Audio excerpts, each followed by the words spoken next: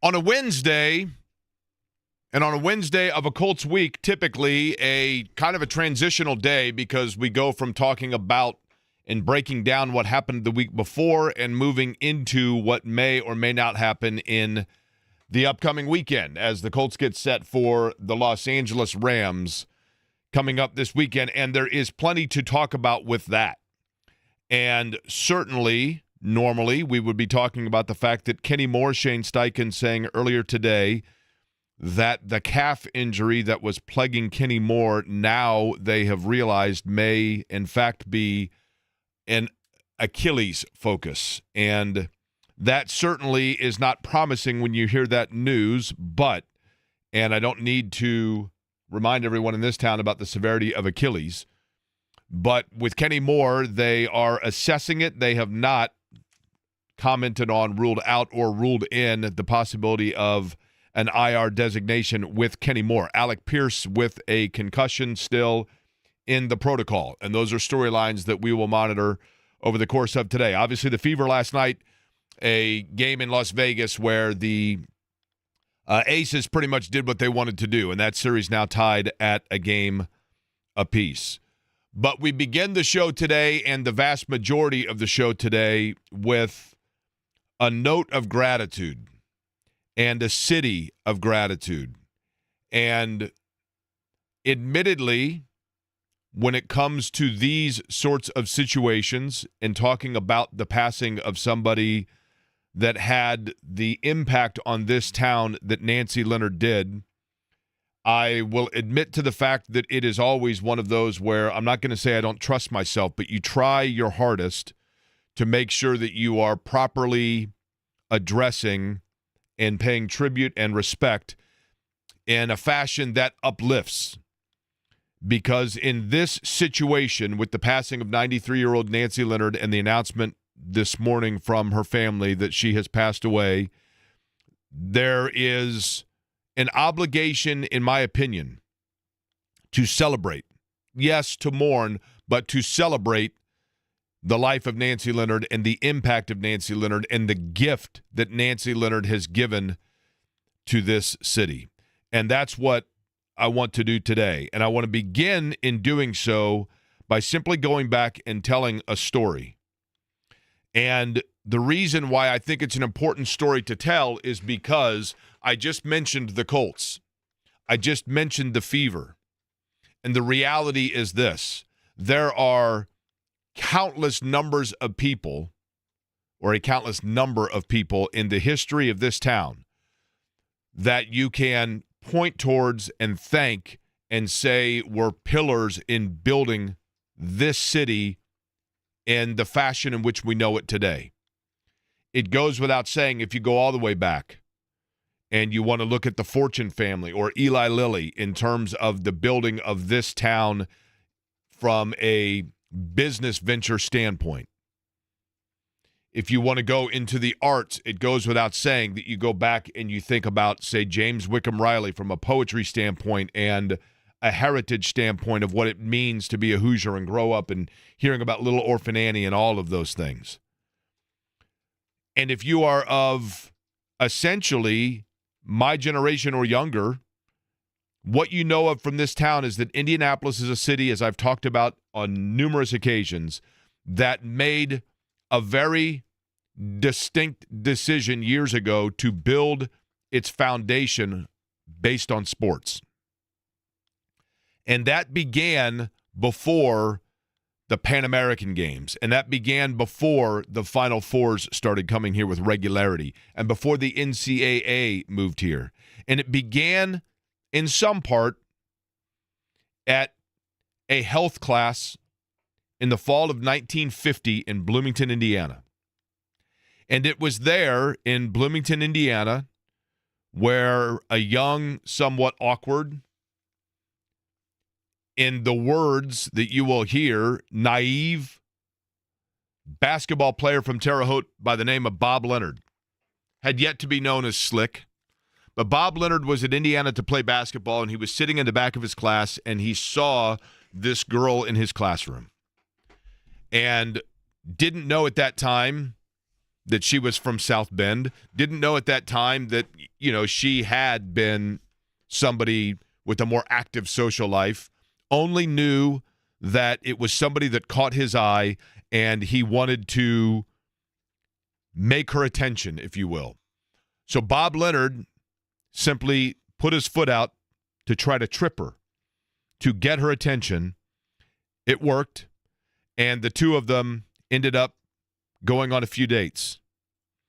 And it wasn't long after that Bob Leonard immediately realized that he was swept by Nancy.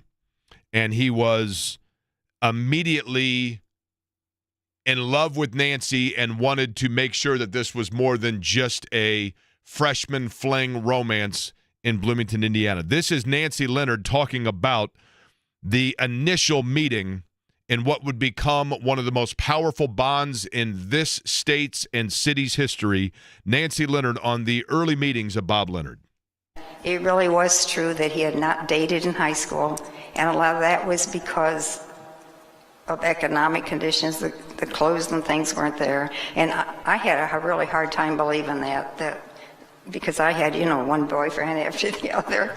His idea of asking somebody to go with him after 2 dates, he looked at me and he said, "Well, will you?" And I said, "Well, what do you mean?" And he said, "Well, will you go with me?" And I said, "Oh yeah, okay, I don't have anything better to do." But I knew I was in real trouble the third date when he started talking about getting married. And I was really in a panic. But it was the right thing, and I really sincerely think that God put us together. I was nerdy. I just studied all the time. We'd go to the library, and he'd pretend like he was studying. Of course, he wasn't. But anyway, we got through 4 years at IU, and the lucky number was 15, and got married on the 15th, which was a Tuesday. That Tuesday was June the 15th of 1954, and that was Nancy Leonard recalling those early days as she spoke at the memorial and the celebration of life of Bob Leonard, Slick Leonard as we know him, who preceded her in passing. During the time that she was at Indiana, Nancy Leonard took business classes. During the time that Slick Leonard would ultimately not only help Indiana win the 1953 national championship, but would go on to play a professional career and then get into coaching. During that time, Bob Leonard eventually, Slick Leonard, took a job in Kokomo, Indiana, working for Herff Jones, which, of course, sells class rings and commemorative rings. But the business acumen of Nancy Leonard began to show itself, and Slick knew it, and Slick saw it. During the paperwork that he would have to do for his job, she was the one that was kind of, I'm not going to say the brains behind all of it, but the organization behind all of it. Not to say that she didn't have brains. I'm not saying that Slick did not as well. But she was, by Slick Leonard's account, absolutely the driving force behind the business aspect of all things that Slick Leonard was involved with, which ultimately would lead him to become, of course, the coach of the ABA Indiana Pacers. And during that time, when he was the coach of the Indiana Pacers and then ultimately moved into the front office of the Pacers, it was Nancy Leonard who would become the assistant general manager from 1976 to 1980. And that meant the critical time period in which the Pacers made the transition from ABA franchise to NBA franchise. But that transition was not one where the NBA was openly necessarily just embracing the San Antonio Spurs, the Nets, the Nuggets, and the Pacers, the four organizations making that transition. And Slick Leonard was the first to tell you, as he does in the clip that we're about to hear, that it was Nancy, his wife, who in fact, again, was the driving force behind a lot of the vision of the Indiana Pacers and the acceptance by the NBA into the new league for the team that was coming from the ABA. At that particular time, merger time, ABA, NBA, we were in a financial situation where, they weren't going to be able to pay a bunch of money out. So Nancy and we stepped forward, and I said, I'll coach the ball club, and Nancy can take all the front office and all the dealings with the NBA and everything. And she became very popular with the people in the NBA. As a matter of fact, the one guy that hated me really liked Nancy, and that was Arbach. Yeah, isn't that funny? Yeah, she was the first general manager, and then at a later time, she became vice president of the whole operation and general manager. So yeah, she was the first. She was the first woman and did a wonderful job. And I say that because the ball club was on the brink. On the brink, we were totally out of money. On the brink, indeed, because they played their first season in the NBA in that 1976-1977 season. And at that time, yes, there was interest in the Pacers. And yes, there were television broadcasts of the Pacers. But they were still well short of the money that was necessary and needed to survive and thrive in the National Basketball Association. And it was Nancy Leonard who was the driving force behind so many things that put the Pacers into the new stratosphere, if you would, of what they needed to be in terms of their recognition level. When the NBA decided that it wanted to do a dunk contest, it was Nancy Leonard that went to Darnell Hillman and said, we're going to have a dunk contest. We're going to put this together. And Darnell, you are going to represent the Indiana Pacers. Even though he had been traded by the time the dunk contest came around, he still wore the colors of the Indiana Pacers in the dunk contest. It was Nancy Leonard who decided that perhaps getting celebrities, going door to door, doing everything they could to try to sell 8,000 additional season tickets after that first season in which the Pacers had gone 36-46. It was Nancy Leonard that knew that the Indiana Pacers needed more. They needed to connect with and cement with this town as an NBA franchise and get people to buy in, even though people were skeptical of how competitive they could be after finishing 10 games below 500 in that initial season. So she got together along with Slick Leonard and members of the Pacers organization with management at WTTV Channel 4 in July of 1977, and beginning at 10 o'clock at night on July the 3rd and running through until 2:30 on the afternoon of July the 4th, 1 year after the Independence Day celebration of this country. It was, for all intent and purposes, a celebration of what basketball could be moving forward in this town. And with that telethon that is now so famous, and they needed 8,000 tickets, and they miscalculated the numbers a few times, eventually an elated and emotional Nancy Leonard was able to make the announcement to her husband, Bob Leonard, that they had reached the magic number. We're at 8,028. And that's why it is important today that we celebrate and we pass gratitude for Nancy Leonard. Because last night we had a women's basketball team playing in this town and representing this town in Las Vegas in the last four teams of the WNBA playoffs. We have a Pacers run that was magical, where Tyrese Halliburton and Miles Turner made sure to pay tribute to the woman that was sitting just behind their bench for each and every game.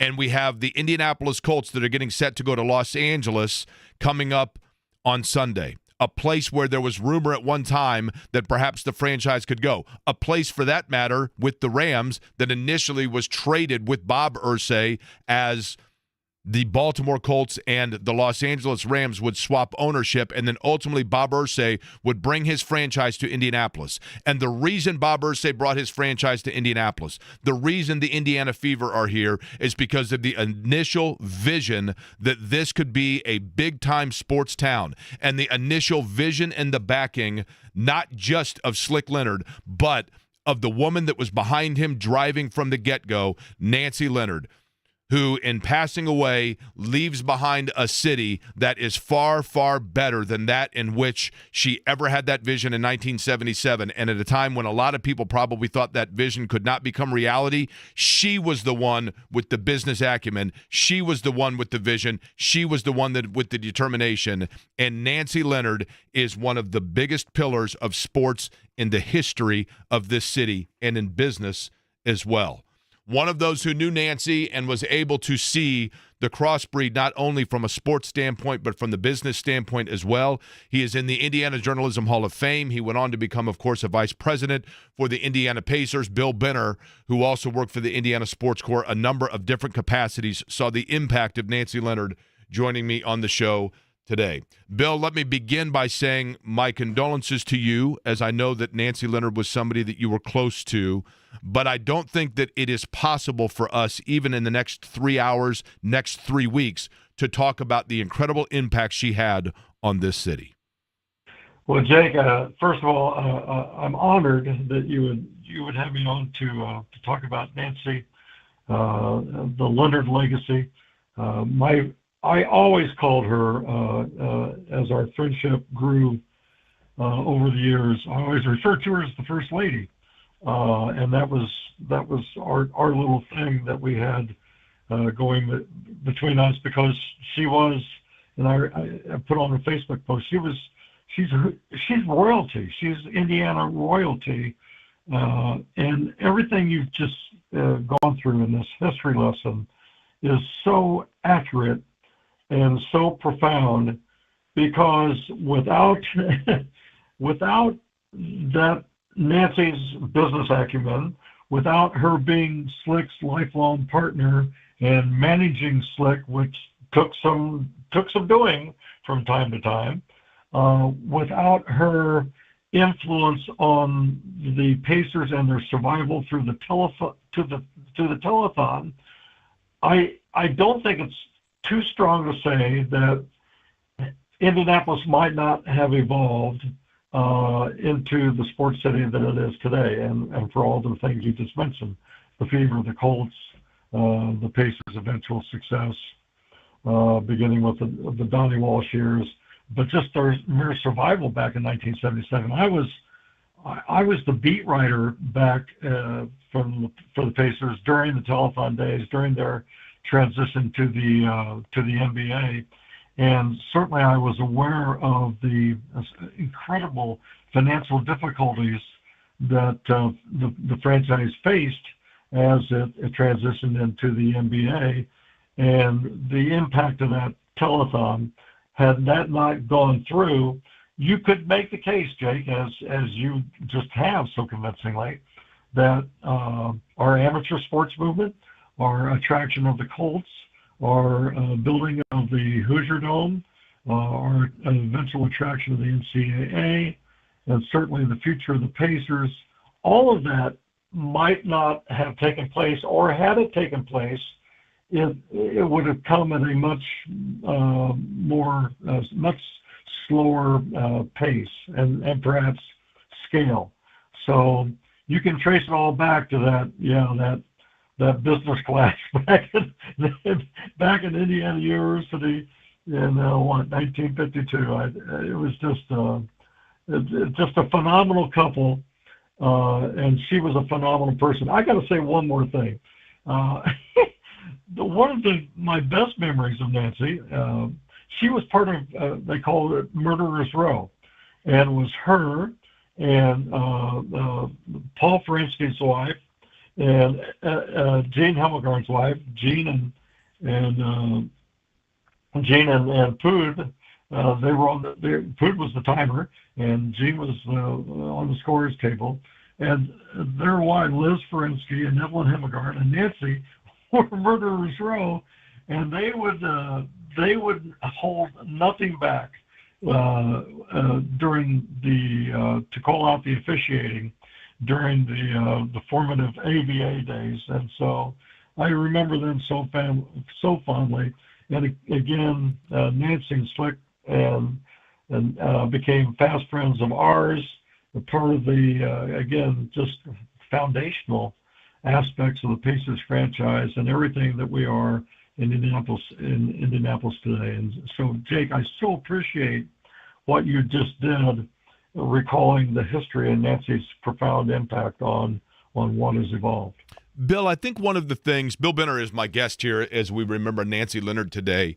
One of the things I think, and I wanted to have you on because, admittedly, Bill, a lot of what I can opine, share, recall is going to be secondhand, some of it. I mean, sure, I met Nancy Leonard. Sure, I knew her, but it would be disingenuous to say that I had the relationship of, say, yourself or Mark Boyle, who will be on later, or Mark Montieth, or, Darnell Hillman, for example, who we may talk to later in the week. And I certainly understand that a lot of people are grieving today as well. But one of the aspects of it that I wanted to ask you about, or ask you to expand upon perhaps, and I mean this in the most positive of ways, there was a level of endearment, and you tell me if this is accurate. There was a level of endearment about this fact, and that is that, Slick Leonard grew into and became, of course, this gruff but loving character that was, just a huge figure within the game of basketball and a larger-than-life personality in many, many ways. But to accomplish a lot of what he did was to be kept in check, and there was one person that he virtually, and I'm going to say feared for lack of a better phrase, but that he made sure that he always stayed in line with, and that he, when there were decisions to be made or things to be done, that he always ran it past or basically checked off with, and that was Nancy Leonard. She was the one person that could not only usurp him, but also keep him in line with things, and that combination became as powerful a force as anything that we've seen from a business standpoint in this town. Now, I want you to tell me if that's inaccurate. That is absolutely 100% correct. He both loved Nancy to the absolute nth degree, but there was an element of fear there for Slick. He would often have a few beers post game, and then Nancy would drive him home, and Slick would rant, especially if they'd lost. He would rant all the way home, and Nancy would absorb that, and she would direct him, and she would calm him when she could. But that pairing, the Leonard pairing, they both made each other so much better in so many, many ways, and that effect went beyond their own relationship to the relationship of the Pacers, to the relationship of the Pacers to the city, to the relationship of basketball in the state of Indiana. I mean, it had so many levels, and absolutely, Jake, Nancy was core to keeping Slick being Slick, the Slick that he had to be, the Slick that he was, but also sanding off those rough edges where they needed to be sanded off, and sometimes they needed to be grated off, because that was Slick's personality. But yeah, he Slick feared no one, but he did fear Nancy. And it was a good thing that he did, because she would keep him in his place. And all the time she was doing that, she was raising a family. She was raising a wonderful, great family, and she was becoming friends to so many, and she was championing others. I'll give you another great female leader that Nancy Leonard helped create and create the path for, was Sandy Knapp, the first president of the Indiana Sports Corporation. Sandy was working for the Pacers and working alongside Nancy, and Nancy created the avenue for Sandy Knapp to become one of the great leaders, not only in Indianapolis amateur sports, but in American amateur sports, and a female forerunner. And that's, again, let's go back to Nancy was a female forerunner. She was assistant general manager running the entire business operation of an NBA franchise when that simply didn't happen. That simply didn't happen back in 1976 and 1977. She was the one, and purposely she kept herself in the background, because it was never about Nancy. It was always about the Pacers, the franchise, and doing whatever she could to help make that a better franchise. And then in Slick's later years, when he became Boyle's sidekick and did the radio and television work, and Nancy was steadfast steadfast as his number one supporter, his number one fan, and just a face of the franchise. Again, I always, every time my last stint with the Pacers, the last 7 seasons, I was always so honored to greet Slick and Nancy when they came down the tunnel and parked the car and got out. And I would always give her a hug and greet her as the First Lady. And she would always smile and only the way she could, and give me a hug back and say, "Oh, Bill, you're just so nice to call me that." And I said, "Nancy, I call you that because it's true. You're the First Lady." Bill, let me ask you. Bill Benner is my guest as we reflect on Nancy Leonard, who the announcement this morning that she passed away at the age of 93. Bill, in this town, you know, you are, like myself, native to Indianapolis. You from the far south side at Center Grove area. And, you know, your brother David obviously worked at the newspaper, worked for the Pacers. You are rooted in this town. And if anybody has, you know, the validity of your Hoosier root goes to the fact that you've sat through 2,465 dreadful Indiana football games to which you're finally being rewarded. But when you think about the evolution of this city, one of the things to me that is special, and it truly is special, all of the sports properties here, you know, the Indianapolis Motor Speedway pays tribute to its legends. The Indianapolis Colts has the Ring of Honor in which, you know, Jim Irsay has gone in, but so too the players and the executives before that, you know, that have helped shape the last 40 years of football here. And the Pacers. Having Nancy Leonard sitting behind the bench at every game, continuing to give her tickets, doing the same for, you know, Donnie Walsh, all of the different organizations in town have great respect and pay great respect to their pillars. And so I'm curious, in your opinion, as somebody who grew up here, that generosity, that appreciation, that respect, is that because it's who we are as a people, or is it because it's the people that deem that respect from us? Boy, that's a great, you know, that's a great question, Jake. And I think it comes from we have a certain humility here, and we've always had I don't want to use Naptown, but we've always had a certain self-awareness of who we are, how we got there, and what we've become. And I hope, again, as an old guy, I hope we never lose sight of the fact of the people who had the vision to buy into an ABA, create an American Basketball Association, and then create the flagship franchise of the American Basketball Association, and then had the gumption to make the financial considerations to advance that franchise into the National Basketball Association, our true, not discarding the Indianapolis Olympians, but our truly first step into the realm of major professional sports. And so we can't ever forget those pillars, as you say, and Nancy Leonard and Slick Leonard, certainly among those pillars, Dick Tinkham, Mike Storin.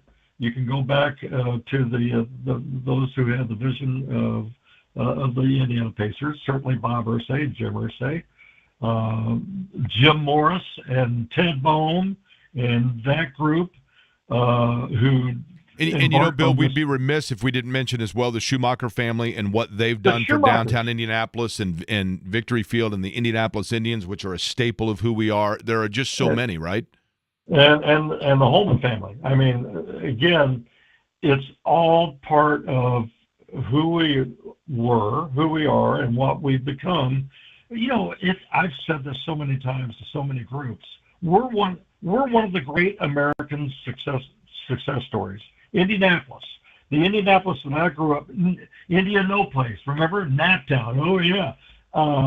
And to see what we've evolved into and reflected as the things you just mentioned, the Indiana Fever, the Indianapolis Colts, the Indiana Pacers making that magical run to the seventh game of the NBA Finals. The Indianapolis Motor Speedway, and the Indians being one of the top, if not the top, AAA franchises in baseball. I mean, all of these things that we've seen are the results of those people, such as the Leonards, such as the people we've mentioned, who had the vision, the gumption to say, this is not who we are, this is who we're going to be, and we're going to get there. And I'm blessed to have, I'm so blessed to have lived through it, to have written about it during my time at the Star, and then to have participated in it during my time in the second half of my career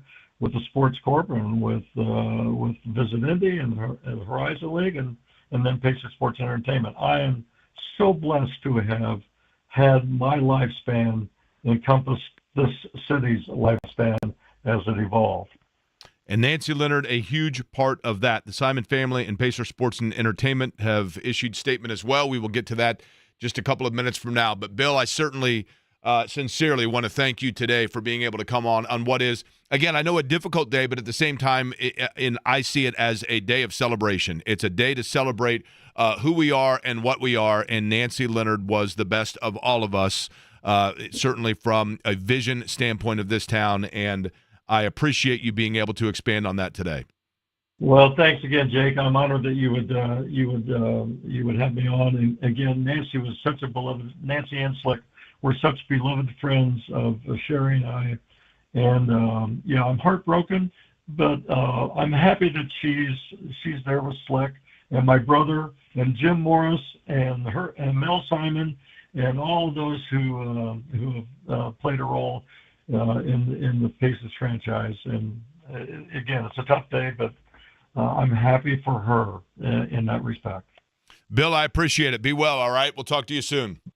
Thanks, Jake. All right, Bill Bitter joining me on the program. Again, as I mentioned, the Simon family and Pacer Sports and Entertainment have issued a statement. We will get you to that. And then take a look back as well last night on what did happen with the Fever, and we will keep you abreast on what's going on with the Colts today as well. On this day when we reflect upon one of the great pillars in Indianapolis, Nancy Leonard.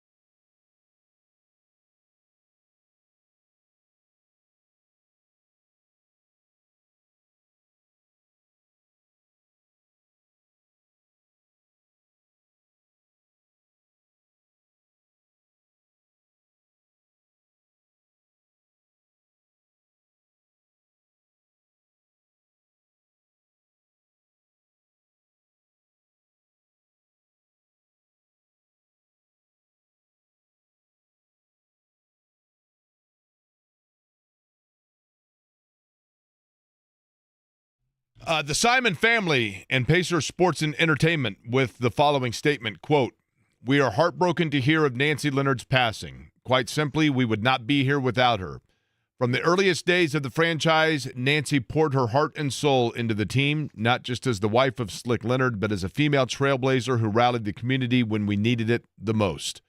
From organizing the now legendary telethon that helped save the team to being a constant presence courtside as a true superfan. Her passion for the organization made her beloved by generations of players, alumni, and staff. She will always be a part of the Pacers family, and her legacy will continue to shape who we are. We extend our heartfelt condolences to the Leonard family and all who were touched by Nancy's remarkable life," end quote. That from the Simon family and Pacers Sports and Entertainment. I do agree, by the way. This is a fabulous idea somebody just passed along. Fabulous idea. Where you can always text the show, by the way, at 239-1070. For that matter, you can even text, and you can do so to my personal phone as well, but you can even text if you want to send things, for example, like this one. Oh my gosh, I can't tell you how many times I gave up on Jake Q to say anything. I just changed the channel. For the love of God, get rid of him. Please fire the blowhard Jake. Dude makes no sense. Even if you want to send that, that's cool. I'm cool with it. But I love this idea that was also sent. More rationally, might I add. This from Chris. Nancy should get a banner in the field house with the number 8028. That's a great call because Slick Leonard already has the banner with his number of wins, of course. Mel Simon, of course, as owner, has a banner. Jim Morris as well, who was one of the pioneers in town. Nancy Leonard, it would be perfectly fitting to have her with the banner, and the number 8028 would be perfectly symbolic. There is news to get to about the Colts. Shane Steichen saying that earlier today involving Kenny Moore. Mark Boyle going to join us coming up in about 20, but we'll get you caught up on what Shane Steichen had to say about the injury to the Colts nickel. We'll do it next.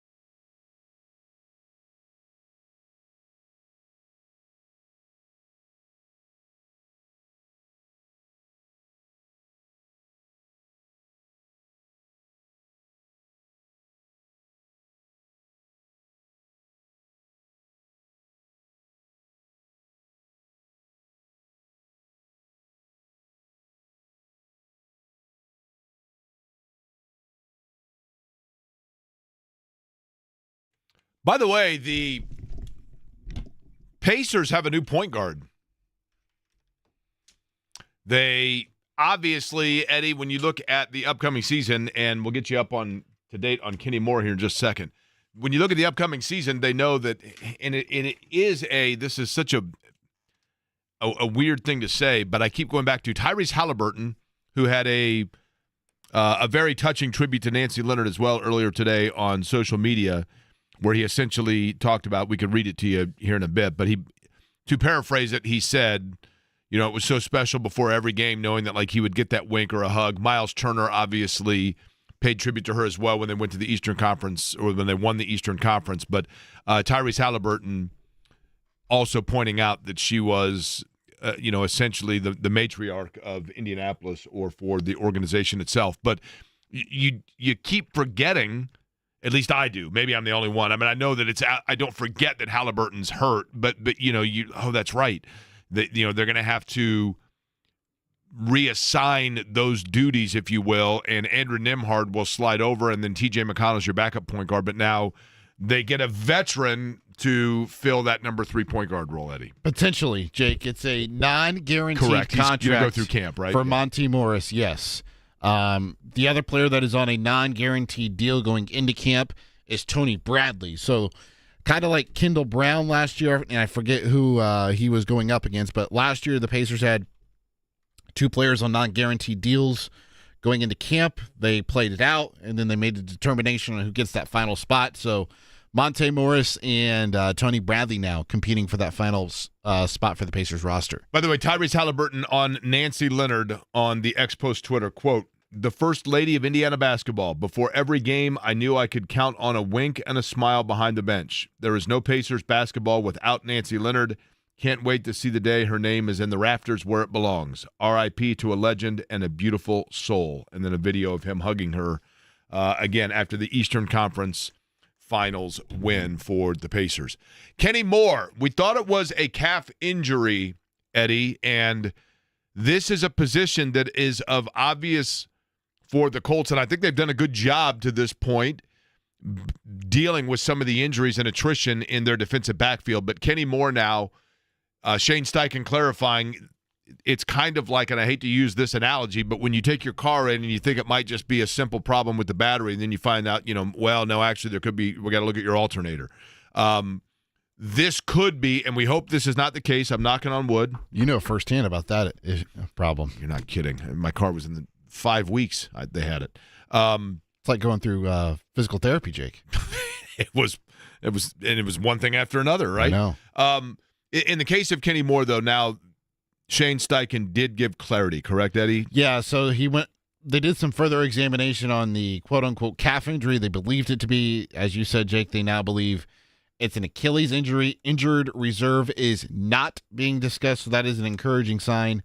But you would still expect Kenny Moore to miss a couple of weeks for the Indianapolis Colts, yeah. I just, when you, and especially, I don't know, Ralph Reif is going to join us coming up at the 2 o'clock hour, and we'll be able to specify, I think, a little bit more on what I'm about to say. But I would assume, I don't know this, I'm not a doctor. I didn't even take a Sally Struthers class, but I would assume. I mean, for Pete's sake, you think we have 4 ankles? Yeah, you're clearly not a doctor. We do have 4 ankles. No, but the Achilles, I would think the range of motion or the way that you have to move when you are spending the vast majority of your job running backwards as opposed to forward. Admittedly, I mean, obviously, I'm sure that muscle strengthens itself based on that motion more than the average person, etc. But I do wonder if that compromises it more and puts him in more precarious position with that. Maybe that's the dumbest thing anybody's ever said. I don't know. But nonetheless, that is an area that, it's kind of like the Pacers with Halliburton. If Kenny Moore was not available or if he misses time, then you got to move some people around a little bit. Because it's different than just putting somebody at, when you're getting into the nickel and, et cetera, you start getting into areas there that you got to get creative. But they've done a good job so far with it. But the Rams are a team, Stafford likes to air it out, no question about that. 68% of his pass attempts are going to either Puka Nacua or Devontae Adams. So when he drops back to pass, pretty much 7 out of 10 passes are going to go to one of those two guys. 6.8. I know, but rounding up, Jake. Pretty much, you can't have 6.8% of a. Do you do the roundup thing and that's the big thing now? When you go anywhere and you use your card and it's like, would you like to round up for charity or whatever? Do you do the roundup? It depends. Most of the time, I do. I mean, what? A lot of times the clerk will just automatically decline it for you, and you're like, well, no, it was 8 cents. I'm fine with that. I want to help the Riley Children's Hospital or something. Or it's usually that, or like Ronald McDonald House or something correct. like that. Yeah. An animal shelter or something like that. I'm cool with it. The other thing, by the way, Colts news, Jonathan Taylor has been named the AFC Offensive Player of the Week. No big surprise there. And they may need it. Taylor may be big as he is anyway. It goes without saying when you look at their offense, but especially against the Rams. And I know Stafford this is not the Matt Stafford of 5 years ago, but I still think that especially when you're on the road, if they find themselves in position with the lead late, you want to kind of keep the ball out of his hands because he is a guy that you get him in rhythm, he can get going a little bit. Right? This would be a really good test for the Colts offensive line. The Rams have one of the best front sevens in the National Football League. They've got Jared Verse on the end, and they've got a bunch of different young guys that they rotate in and out of there that can, create havoc. They did a really good job last week at limiting Saquon Barkley, and it's ultimately, additionally, them being down by, 16, 19 points or whatever it was, but Philly to abandon the run and go to the pass a little bit more. Their secondary is very suspect. It is arguably one of the worst secondaries in the league. That's why they're so reliant on those guys up front getting after the quarterback. So if the offensive line can hold up Daniel Jones, if he has time to pass, he should be able to shred the defense again. Last night, Eddie, what time did you get out of here? Because you had to do the postgame show, of course, for the Fever broadcast. They were getting underway late last night in Las Vegas, and midnight 30. They went 2 different runs. I thought last night, they at one point I think they had an 11-0 run at one point in the first half. But the problem is they dug themselves twice too big a hole. And you see that sometimes where teams get down and then you exert so much energy to get yourself back in that it maintains that way, and that becomes difficult, right? Yeah, they just struggled taking care of the basketball, Jake. 22 turnovers last night. That was a season high for any game. It was encouraging to see Lexi Hill go 5 of 11 on three-pointers, tied a franchise record. And she was questionable going into it, right? Yeah, that's another thing, too, is that you could tell during the course of that game she was kind of laboring when she was getting up off the floor, when she was getting knocked down with the back issue. It was a late addition. Stephanie White even said that they had to wait to see how she felt going through pregame warm-ups before making a determination if she was even going to be available. She was available in a very, very physical game, and I know both coaches had, comments after the game last night about just how the officiating needs to kind of get it in check in terms of the physicality. Becky Hammond went as far to say that if some of the stuff that was happening in the WNBA that's happening in the NBA, if stuff that was happening in the WNBA happened in the NBA, it would totally spark a fight or something on the court. So they just kind of need to get it in check a little bit. Hopefully that can be discussed over the course of the summer, the offseason during CBA negotiations. So series tied at a game apiece. It is a best of 5. So still home court advantage for the Fever. We come back. He is the voice of the Indiana Pacers. He worked alongside Slick Leonard, of course, which means that I'm sure a tough day for Mark Boyle, but he's going to join us to reflect on and celebrate Nancy Leonard. He's going to do it next.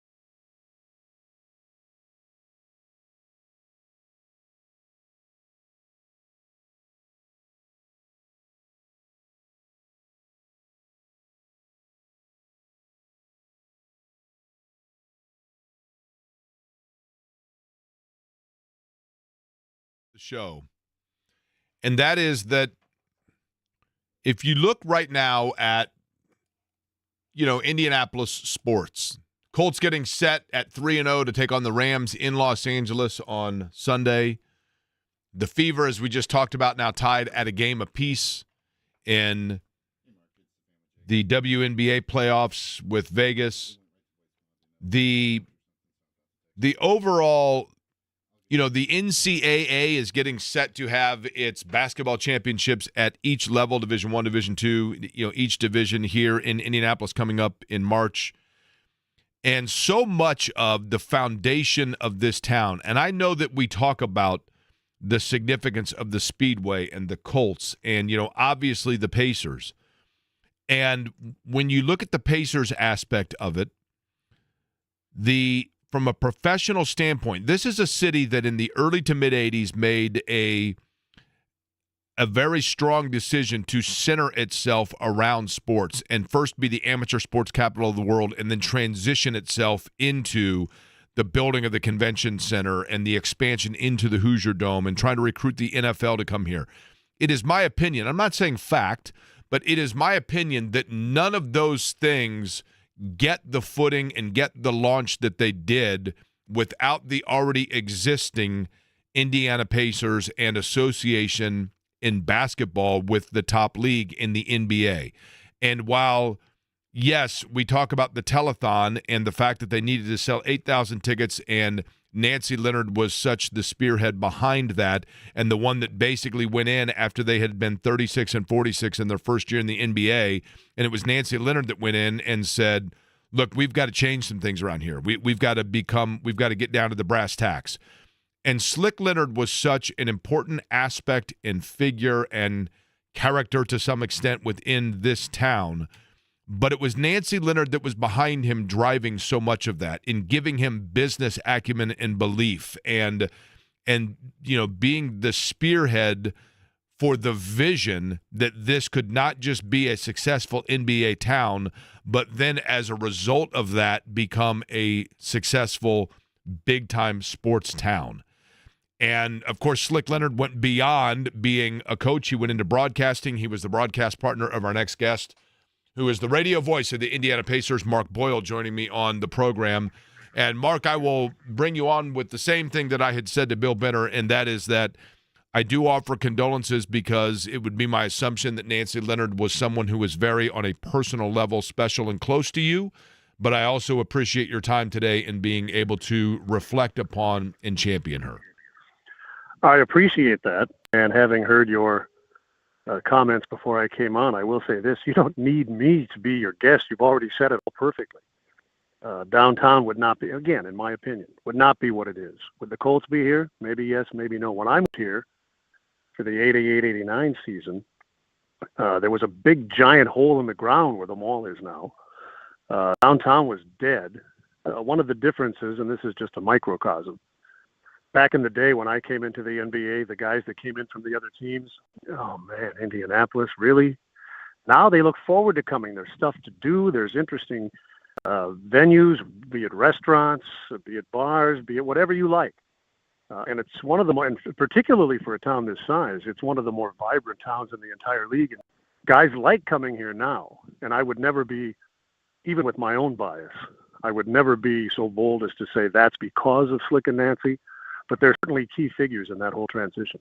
Well, and I want to go back to, and Bill and I talked about this, Mark, but I think you could offer a very unique perspective here, almost perhaps one that is isolated to just you, and that is in terms of from the business aspect of it, in seeing, Slick as the broadcaster and as your partner for so many years on the radio, the significance of Nancy Leonard being behind him as a stabilizing but also driving force into each area and aspect with which he ventured in his professional career. I would hope that people are aware of that, but I don't think that we can overstate her impact on Slick and the way that he admired, looked up to, and loved her, and I was hoping that you could expand upon that. Well, it is technically accurate to say that Nancy was Slick's wife and that Slick was Nancy's husband. both true statements, but only to scratch the surface of the entire equation. They were partners. And where Slick was not necessarily strong, Nancy was. To say that she was the driving force behind Slick, I think would be a little bit, not insulting, but would be a little bit too dismissive of Slick. He was a strong person on his own and a vibrant personality and a big factor in what he did and the people he influenced. But there's no question that Nancy was his partner, his equal, and they were a great team. They were together for over 60 years, and they were such a perfect fit, two great people who welcomed everybody into their orbit, and they didn't have to, but they did. They cared not just about each other and their family, and not just about the Pacers either. They cared about the city, they cared about the state, and they were influential in so many ways. I don't know that you could actually quantify the difference they made or even make an all-encompassing statement. But I think on a general level, it's safe to say that they were a great partnership and two really wonderful people whose impact will never, ever be forgotten. Of course, that partnership began, as I mentioned earlier, in 1950, in the fall of 1950 at Indiana University, when Bob Leonard, as he was known then, obviously, the promising basketball star from Terre Haute, and then Nancy being from South Bend, and they met in, I believe it was a health class, when they began dating, and then the relationship, as Mark had just mentioned, went on for 60 years beyond that. The aspect, Mark, and I guess the unique factor of Nancy, and I know that this was before your time here, but Nancy Leonard being a basketball executive in the early NBA years, in particular for the Pacers, from 1976 to 1980, by definition, the assistant general manager, but being there and involved in it, there had to be a strength there, did there not, just based on the fact that it was not necessarily at that time common to see a woman in an executive role, but yet, while I was not around, it is my understanding that she had instant respect from those that worked around her. Is that also your understanding? It's my understanding, but like you, I wasn't here then. But I can say this. She was in the front office of a professional basketball team at a time when the only women around professional sport were in the stands. Right. Now we have women in the front office. We have women coaching, as it should have been forever, but progress is slow. But she was a pioneer, and I can't even begin to imagine how difficult it must have been to be the only woman. First of all, men, I think, probably looked down on her, which made her job more difficult. And that was in the days of sports, NBA included. They're corporations now. We have several hundred people, for example, working for the Pacers. But back in those days, the front office was 3 or 4 people, and they had to do everything. Now, there wasn't some of the influence that we have now. There was no digital. Marketing was essentially non-existent. It was just trying to get sponsors and ticket holders. That doesn't diminish what she did, especially as the first female to assume such a position. But there's one example of the influence that she had and that Slick had, because Slick was the one that put her into the front office.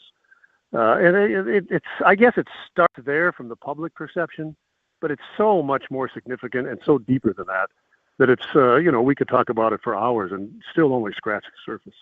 Mark, in terms of Nancy Leonard, Mark Boyle is my guest, the radio play-by-play voice, of course, of the Indiana Pacers. Nancy Leonard, the news coming this morning from the Leonard family that she passed away at the age of 93.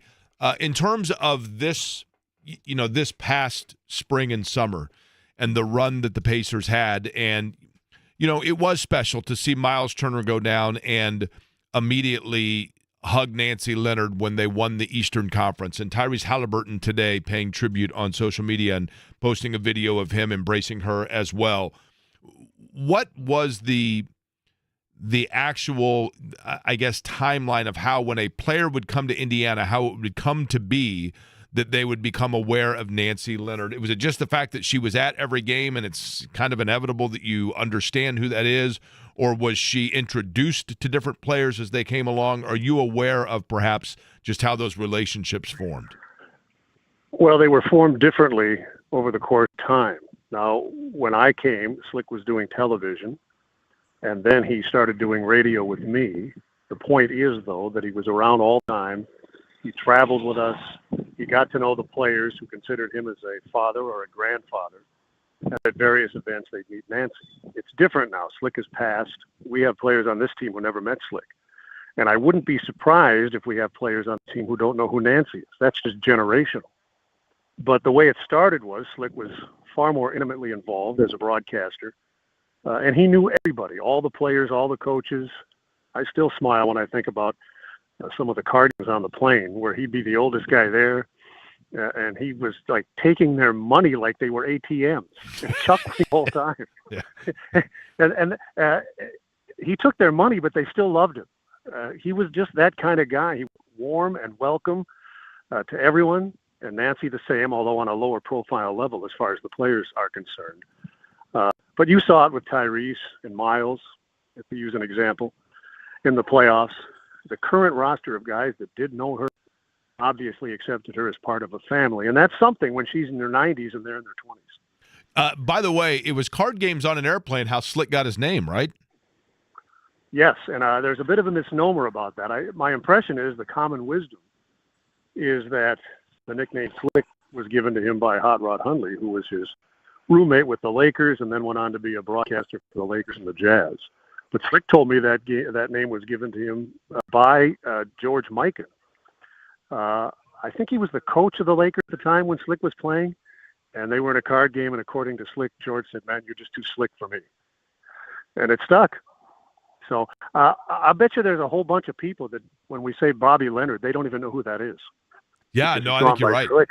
Yeah. Correct. And you know, you are correct, Mark, in the fact that the variation or the alternate version of that story is that he was playing a card game and that Hot Rod Hundley was the one that warned somebody, like, hey, don't get playing too far with that guy because he's too slick. You know, so but listen, you'd have to go with, if Slick says it's Mikan, then it's Mikan, right? I mean, that's the version you got to go with if that's Slick's variation of it, right? If Slick said God gave him the nickname, I'm buying that. Slick tells me something, that's the end of it. Fair enough, right? So Mark Boyle is our guest. We're talking about Nancy Leonard and her impact on the Pacers, obviously. And Mark, you began doing radio with Slick in what year? Well, I worked with Clark Kellogg my first year, and then I worked solo for several years, but they would always give me a guy in the playoffs. So I had Billy Keller, I had George McGinnis, I had C. Sting, I had Slick one time, and then the first time the Pacers made a playoff run was 93-94. Slick was my guy. I'd worked solo the whole season. He was my playoff guy, and the Pacers made a long run, and they decided they liked it sounded. And then he was my guy, although at the end, he mostly either did it remotely or just home games as his health started to fail. But we were together in some way, shape, or form for almost 30 years. And during that time, in those 30 years, you know, obviously Nancy Leonard was coming to the games and was, you know, for the better part of assuming that her health would be good, she was ubiquitous down at games beforehand and those sorts of things. What did your personal relationship become, not just with Slick, but also with Nancy as well? Because you mentioned that, you know, they were partners. How did they, I guess, impact you? Well, this isn't the whole story, but I'll give you a story that illustrates the relationship. When I came here, I've been here for 37 years, but when I came here and I was working my way to this point in my career, I had 7 jobs my first 9 years. Now, each one was better, but I was very transient. So I signed on for 2 years. I figured I'd stay and then move on to something else. And from the day I met Slick, he always used to tell me, you got to own the ground you live on. I said, well, I'm not building a house here. After 7 or 8 years, I decided maybe I'd be here for a while. So I decided to build a house. Nancy was my real estate agent. Their son Tommy built my house. So that's an illustration of how far I go back with the Lynx. And by the way, Nancy was the greatest real estate agent ever because she was like a tiger. If you went into the cage with her and you weren't properly armed, you were going to get eaten. If she was your advocate, I didn't even need attention. She just handled everything. That's how she was. She was determined. She was smart. She thought of all the angles. She was just a really fantastic person. And beyond that, she was smart. She was intuitive. I can't even think of enough positive terms to stick next to her name because she is just magnificent. Well, and she, Mark, in that, what you'd mentioned, I know that when Slick Leonard, for example, began working for Herff Jones and they were living in Kokomo, she was, I think, working at the local high school, but in addition to that, she really helped him out. And again, to your point, I don't want to undersell Slick Leonard's intellect by any stretch of the imagination. You don't, run an organization from a coaching standpoint and win the number of games he did by being a dummy. I mean, obviously the guy was a smart guy, but from the business intuitive nature of this is how things need to be done, maybe she wasn't the one that strong-armed him in that regard, but certainly was there to assist him in that regard. Fair statement? I'm not there for those conversations. That seems fair to me. And I know that he held her advice and counsel in the highest possible esteem. So I'm quite certain, even though I wasn't there for those conversations, I'm quite certain that you're onto something. Mark, when the summertime's oftentimes in the off season, and this year the off season was much shorter than in years past for the obvious reasons, but you have always found different ways to fill the time, whether it be going and broadcasting minor league baseball, whether it be walking around the state raising money. You have spent your time this off season doing exactly what? Going to bed at night and hoping I wake up in the morning. That's I've slowed it down over the years. I guess, right? Yeah. That's it. Listen. That seems like lofty goals each day, right? Well, the older you get, the loftier they are. Yeah. Yeah. I mean, and here's the other thing: what better reward each morning than to know you succeeded another day, right? Well, I've been really blessed with genetics and such, so that I literally, but almost never get sick. Now I'm at the age. And this happened to me this summer. I got shingles. And at first I thought, but like 3 days in, I thought, okay, this is it. I'm glad I have my will written. I'm dying. Listen, I've heard, and I'm not trying to make light of it. I when I turned 50, they're like, you got to get the shingles. It's a 2-shot vaccine. And the second one was, it was pretty brutal. And then people said to me that have had shingles, well, listen, that's better than the alternative because I hear it's grueling. It's brutal. I can't really compare it because I've had it one time and I don't know how extreme it gets. But it's not pleasant, I can tell you that. And I will tell you this, you're on a good piece of land there because I had chickenpox as a kid. I got those vaccinations, and when I went in, when I realized I had to go to my doctor, he said, I'm surprised. Only 3% of the people in your circumstances get it. I said, well, thanks, man. That doesn't really help me out, does it? Listen, there is no reason for you to buy a Powerball ticket ever again because you just spent all your odds, right? Yeah. So the point is, at least for me, I still feel great. I still have my health. And there's no day where I don't feel fortunate, A, for that, and B, to have this job, and C, for the people I work with and all of the other things that are associated with that. But the reality is this. I used to joke when I was a kid, not a child, but in my 20s. I've always been so forgetful. And I always joked with my friends, man, if I ever get dementia, I'm not even going to know. Well, now when I forget something, it's, oh, my God, dementia's finally here. No,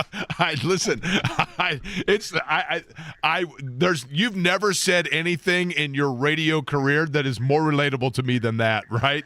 It is like, every day. It's like, oh my gosh, And here's the other thing with me, Mark.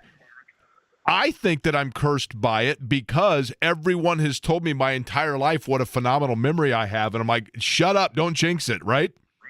Yeah, well, I never had that phenomenal memory. It was good enough to get me where I needed to go. But if you talk to anybody I've traveled with, even back to my first years here, remember the time Mark left his keys in Chicago? Remember the time he forgot that suit in New York? Yeah, well, I always forget stuff. And so that's standard operating procedure for me. But the point I'm making here is that the older you get, your perception is different. Whereas I just blew it off when I was in my 30s. Yeah, I've been that way. Now I'm, I can see the finish line. Yeah. So you overreact the other way. Okay, lastly, Mark, And then I wanted to ask you one more thing on Nancy. But, speaking of memory, it obviously was a memorable run for the Pacers. And now it comes at a season of intrigue because of the injury to Halliburton and because of, some different players that may be called upon to play in different roles with the Miles Turner departure, for example. How intrigued are you by the upcoming season? Very. I don't see championship contention in the mix short term, although if things develop, we hope they might this season, when Halliburton comes back, assuming a complete recovery, then next season will be really intriguing. For now, I don't see any reason that this group of guys, particularly in a conference that isn't that good, can't at least contend for a playoff spot. And I think that would be positive, given that you lost your player and one of the other top, say, 3 players decided to go somewhere else. That's a huge loss. And if you can overcome that by getting to the playoffs, I think that would be an excellent season. Mark, when I recall vividly when Slick Leonard passed, and I know, what an incredible impact he had on you both personally and professionally, and I would assume the same is true of Nancy as you had talked about earlier. But I remember you leading off your broadcast with an incredible and articulate tribute to Slick and what he meant. I wanted to give you the opportunity to simply let our listeners know that may not have known of the impact, the importance, the significance of Nancy Leonard, not just on the Pacers franchise, but in this town, from the vantage point in which you saw it. If you could, just let people know exactly who or what Nancy Leonard was as a person.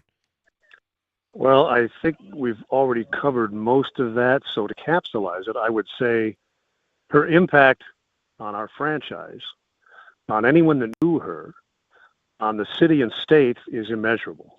Personally, if you ever get to meet not one, but in my case 2, and I'm not suggesting I haven't met other great people, but if you ever get to meet one person like Nancy Leonard or one person like Slick Leonard, then consider yourself lucky. Mark, I appreciate the time. I certainly hope you feel better, by the way, if you have not begun feeling better yet, right? And just so you know, in 3 days, I'll text you to make sure you remember coming on the radio. How's that? Who are you again? I get that a lot anyway.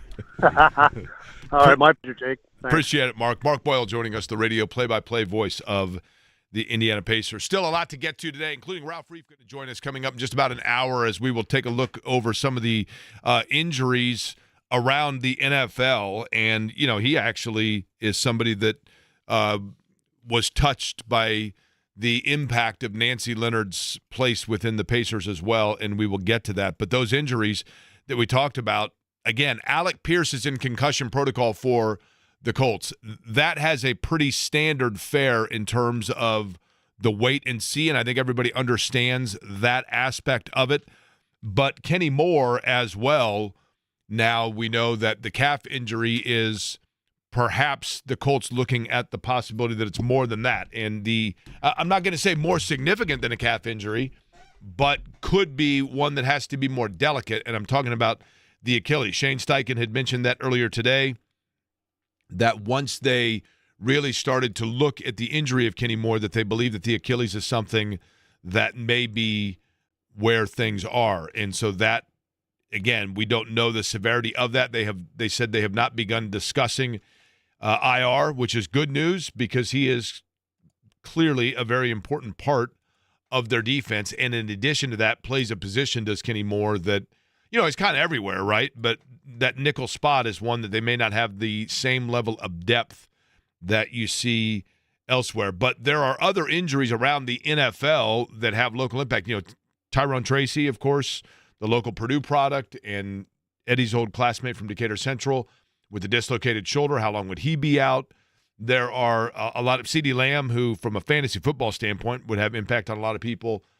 We can discuss a lot of those things with Ralph Reef, and we plan on doing exactly that just about an hour from now. But when we come back, he is one of the more dynamic figures in terms of football around Indiana, and his team in action this weekend, talking about Ted Karras and Marion, and we will talk to him next.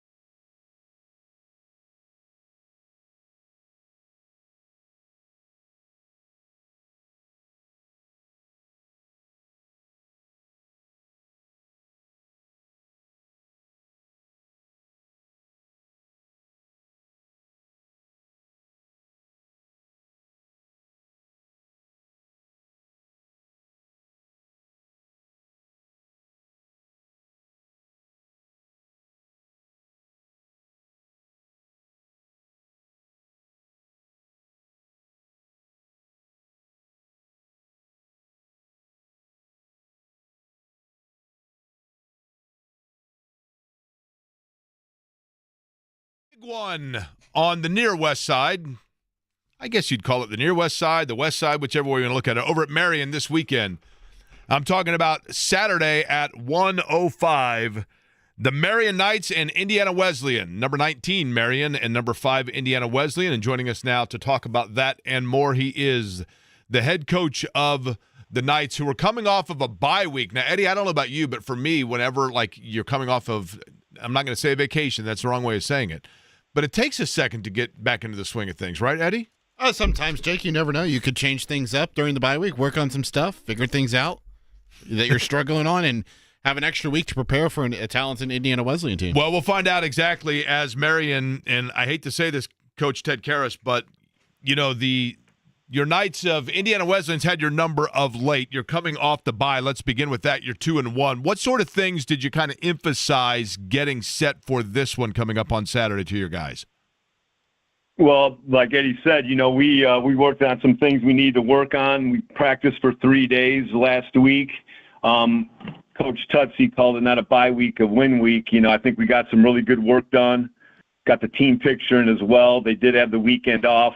We had a really good practice yesterday, and we're looking to stack another one today. So, like you said, we practiced on some things we need to work on and started preparing for, a very talented Indiana Wesleyan team, like you said. I can do the coach speak, too. I like that. Yeah. I definitely like it. Now, here's the thing, Coach. You're coming off of, and I know that you obviously, the bye, but in terms of your last outing, big-time offensive explosion against Defiance, what did you see? And look, you put up – your offense played well against Lawrence Tech as well. So what have you seen, let's begin with the offensive side of the football, that you have liked or the areas that you've been able to capitalize? Well, I like the way the play of our offensive line. Credit Dan Smith, our O-line coach. I think we're running the ball really effectively. You mentioned Defiance. We didn't have Keegan LaBelle that game, but we had other guys that stepped up. C.J. Harris, product, ripped off a touchdown. Avery Garlock, Todd Hickman, Elijah Price out of Ben Davis, so we're deep in the running back room.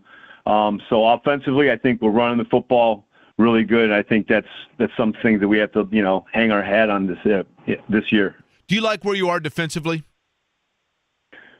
Yeah, so far so good. I think we've improved defensively big time. At the end of week 3 of the college football season, we're leading the nation in sacks at 18. We didn't play last week, so we dipped to number 2. I think guys are sound in our run fits. We're playing better pass defense. So, yeah, but the biggest, I think, improvement has been on the D-line. Credit Coach Decker, too, for that.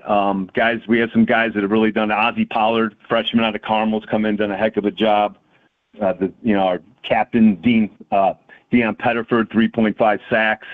And we have a lot of guys contributing on the D-line. We played 10. When I look at this matchup, and again, when you're talking about Marion, and Ted Karras, by the way, their head football coach, is our guest.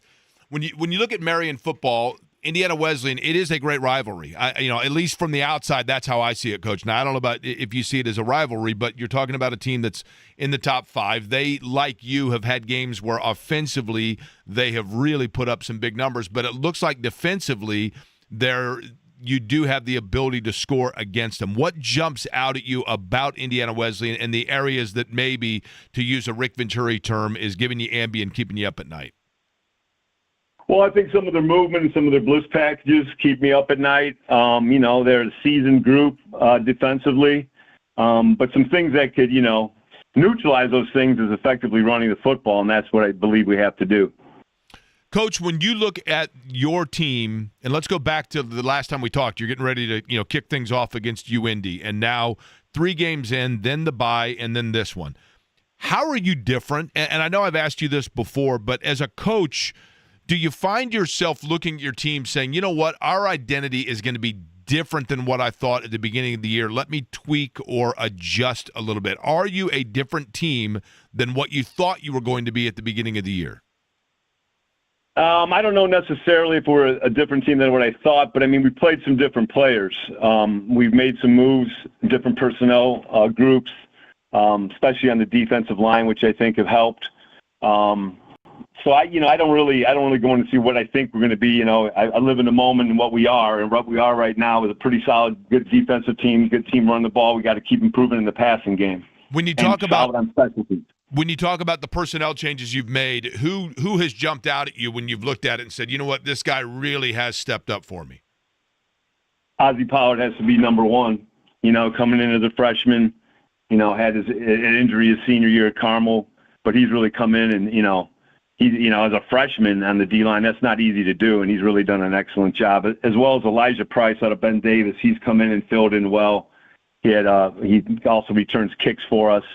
Those are two guys that have really jumped out to me. It's what I love about it. The fact that you've got local guys, it's an opportunity. It's a great atmosphere. It's going to be a great atmosphere coming up again at the Ascension St. Vincent Field over at 1 o'clock Marion on Saturday against Indiana Wesleyan. And local guys, local players, oftentimes those that went somewhere, came back, wanted to be closer to home, or in this case, guys that came straight out of high school and are contributing for you.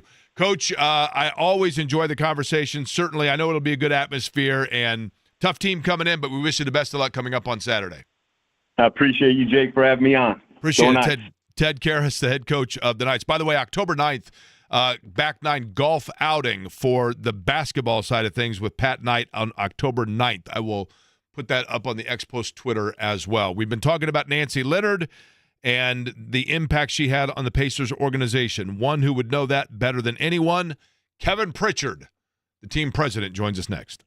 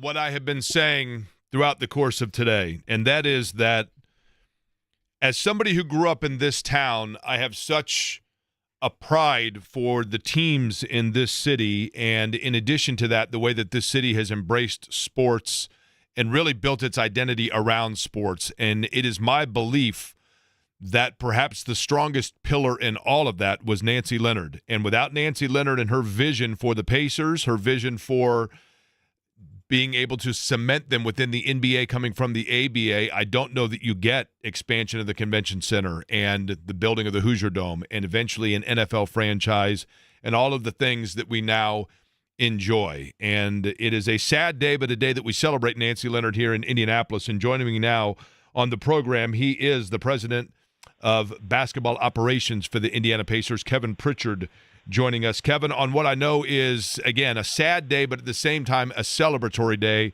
I appreciate your time in being able to reflect on Nancy Leonard.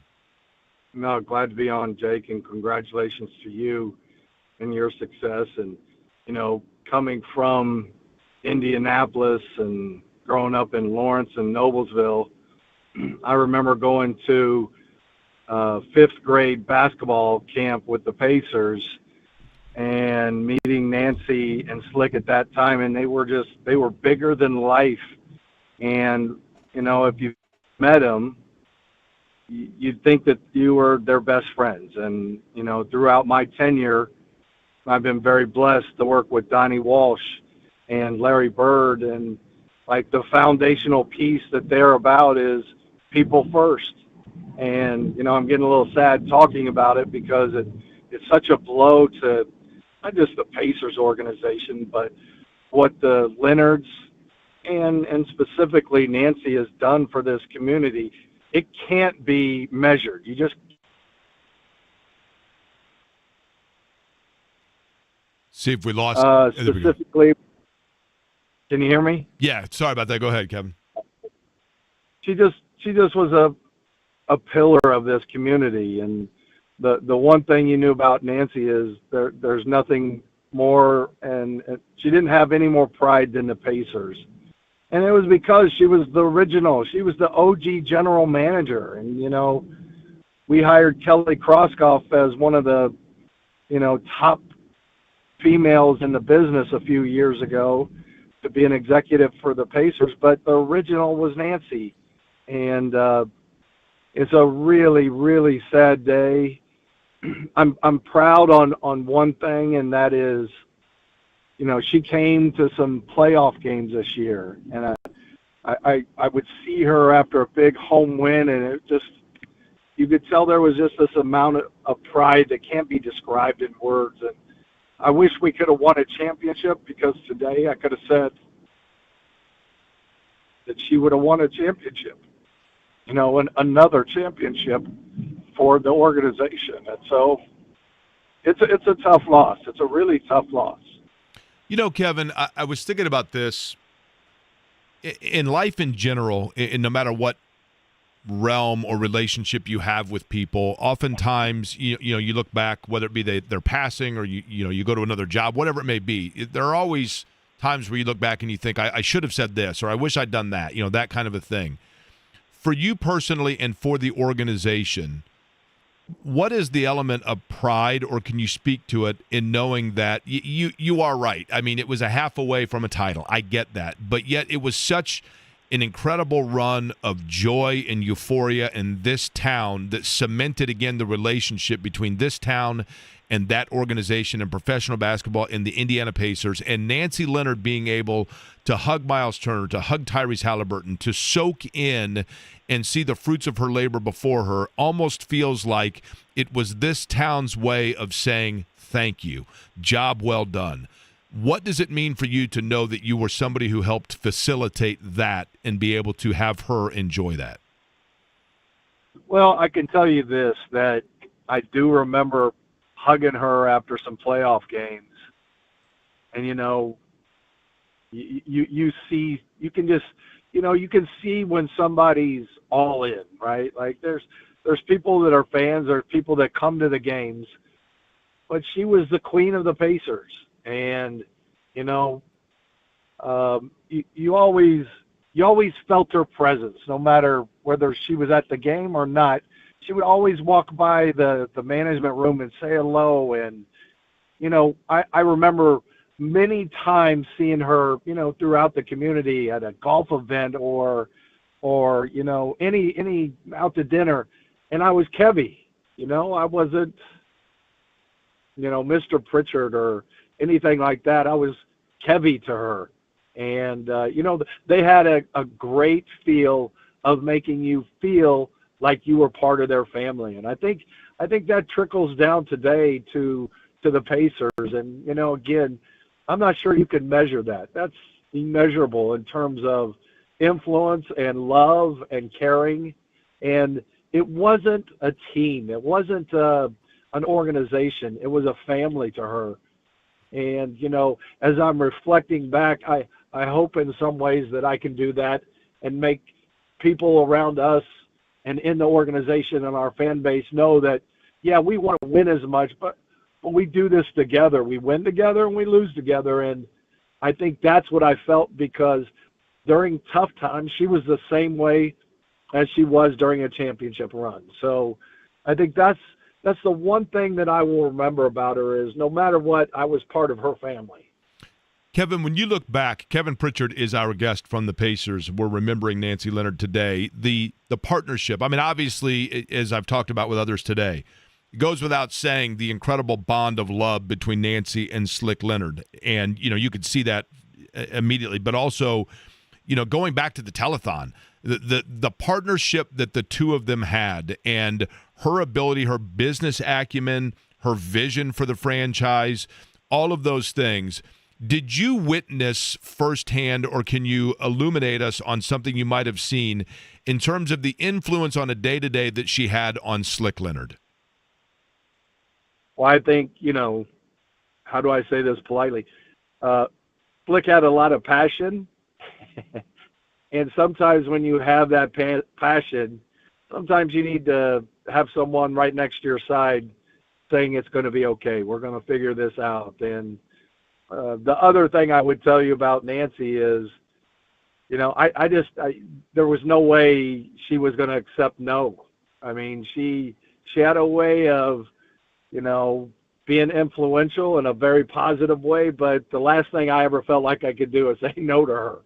And she did it in a way that was her own way, with her own words and her own feel and her own touch. And that's a special touch. But her and Slick were, I don't know if you could talk about Slick without talking about Nancy. It's just, they were the Leonards. They were the king and queen of the Pacers. And, that's immeasurable again. Had you not grown up here, Kevin, and been around it, which you did, I mean, obviously, as you mentioned at the outset, but if you had come here from an organization where you didn't have ties to Indiana other than taking the job here, would you have immediately known of the impact of the Leonards? Was it the kind of thing that's introduced to people when they come here, or do you just kind of see it from the immediacy? No, I think, any official event, whether it's a banquet or a meeting or where they were involved, you knew the Leonards. Like, I lived here until I was 12 or 13, and then I moved away, and then I came back, and immediately the first thing I do is communicate with the Leonards and touch base with those with both Slick and Nancy. But I always just felt like they were my family, and they made me part of the family, whether I was, 5,000 miles away or a mile away. They embodied what the Pacers are today and what they were back then. And I remember specifically the telethon, and, I was a really young boy when that happened, but, I grew up knowing who the Pacers were, who was the face of the franchise for many years and still are. Chris texted in, a listener, Kevin, and pointed this out. I thought it was a fabulous idea. If Nancy Leonard's name goes up in the rafters, which, Tyrese Halliburton even mentioned that he'd love to see it. I realize that that's above both of us for that matter, but in terms of those decisions. But each person that's in the rafters, excluding Mel Simon and Jim Morris, there's a number attached to them in some way. In Slick's case, it's the number of career wins. I think it should say Nancy Leonard, 8,028, because that's the number of season tickets that were needed from the telethon, and that's the number she was so joyous in being able to announce that essentially, quote-unquote, saved the Pacers. Now, I give that a thumbs-up idea. Your thoughts? I completely agree. Thumbs up, and I wasn't aware of that exact number, but God, that back then, it seems like a low number today, but when you were growing up, that was monumental, and just save the Pacers. And like you said earlier, I heard in the segment, the Pacers led to the convention center and the Colts, and then it snowballed into this incredible sports town. And whether you go anywhere in the United States, the first thing people say, well, Indianapolis is an incredible sports town. And I think we all from Indiana, we take a lot of pride. And I remember back when the NCAA tournament was going to be canceled, and Indianapolis popped up and said, hey, we will host all these basketball games for the NCAA tournament. And then everybody was like, holy cow, what an incredible job Indianapolis did. And you think about that, that doesn't happen if the Pacers aren't here. And if the Pacers are here, and again, how that transcended into other things, there would be no way the NCAA is here. There'd be no way that tournament could have gotten played in Indianapolis. So it was a snowball effect. And I think it still grows. And for me, as a steward of a team in this town, all we want to do is keep it going and keeping Indianapolis great, an amazing place where sports not only is important, it's part of our culture. So I hope in some way that we can be good stewards of that helm that she created. Lastly, Kevin, when it comes to Nancy Leonard, I'm curious of this. When you come in and you're in that position and you are the president of basketball operations, and you have a woman sitting there near you at the games that was one of the original, as you mentioned, pioneer executives of the franchise, did she carry with her a confidence or exude any sort of a belief of her knowing her own standing, or was there an elegance about it where you just kind of knew it and she didn't have to say it? Oh, I think that's a difficult question because she had amazing elegance. I just think that the Leonard's presence was always felt, and you couldn't remove the Pacers and the Leonards. It goes in the same sentence. It's attached and it's meaningful. But when I would hug her, it wasn't like, oh, hi, a little side hug. When you hugged Flick and Nancy, it was an embrace, and it was meaningful, and they just had a way of touching everybody, like, again, calling me Kevy, and, they did that with a lot of people, but for some reason, it just made you feel like you were at home, and that's irreplaceable. You don't fill those shoes ever.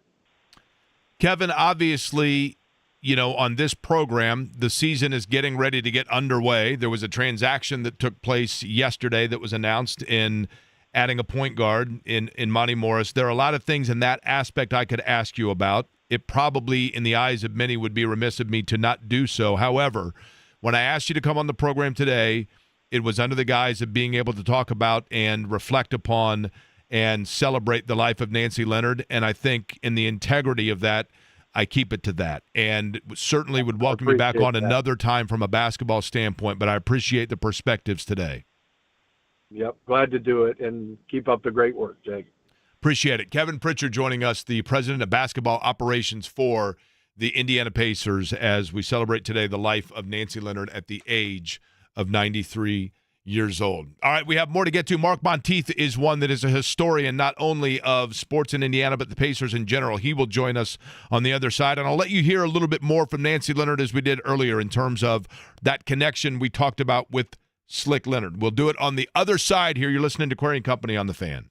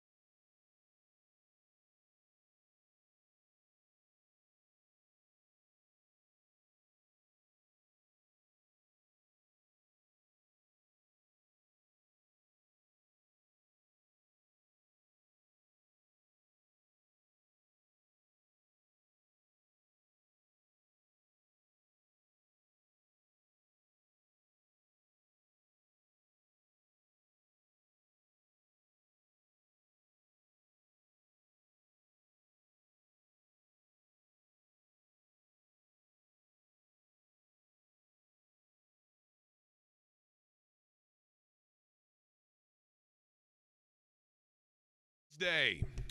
And a day, as I mentioned earlier, that typically we are starting to look towards what the Colts have upcoming. They're going to be obviously in Los Angeles against the Rams on Sunday. Kenny Moore, if you are just joining us and have not heard, they are now looking at what was thought to be a calf injury as possibly an Achilles for Kenny Moore, but they are not discussing IR as of now. Alec Pierce still in the concussion protocol. The Fever last night on the very short end against the Las Vegas Aces. That series now tied at 1 game apiece. And it is interesting and fitting that we would talk about the Colts and the Rams coming up on Sunday, and let me explain why.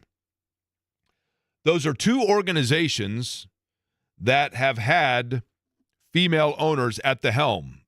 In the Rams case, Georgia Frontier, of course, before they moved back to Los Angeles. And in the Colts case now, all three of Jim Irsay's daughters as the owners, and of course the CEO being Carly Irsay Gordon as the CEO and co-owner of the Indianapolis Colts. And those two organizations also, when Bob Irsay purchased initially the Los Angeles Rams, he made an ownership change with Carol Rosenblum to then get the Baltimore Colts. And Bob Irsay moved the Baltimore Colts from Baltimore to Indianapolis in 1984. And he did so because it was a city that was on the precipice of becoming a big-time sports town. And that was initially footprinted by something that happened in 1950. In 1950, what happened is a basketball player who had been a very good player in Terre Haute was in his freshman year at Indiana University. He was an all-basketball guy that didn't necessarily have a lot of experience in terms of asking out girls and going on dates, but he saw a girl that caught his eye in his health class. And he did what any shy guy would do. He stuck out his foot and tried to trip her as she walked past, which forced her to have to kind of look at him. And that is how Bobby, later known as Slick Leonard of Terre Haute, met Nancy, later known as Nancy Leonard, his wife, from South Bend. And their relationship initially was an awkward or naive Slick Leonard asking her out on a date. But as Nancy Leonard told everyone at the tribute to Slick Leonard upon his passing, it was a relationship and later a partnership from a business standpoint and a family standpoint that took hold on that moment and became strong for a very long time. Naive person when we met.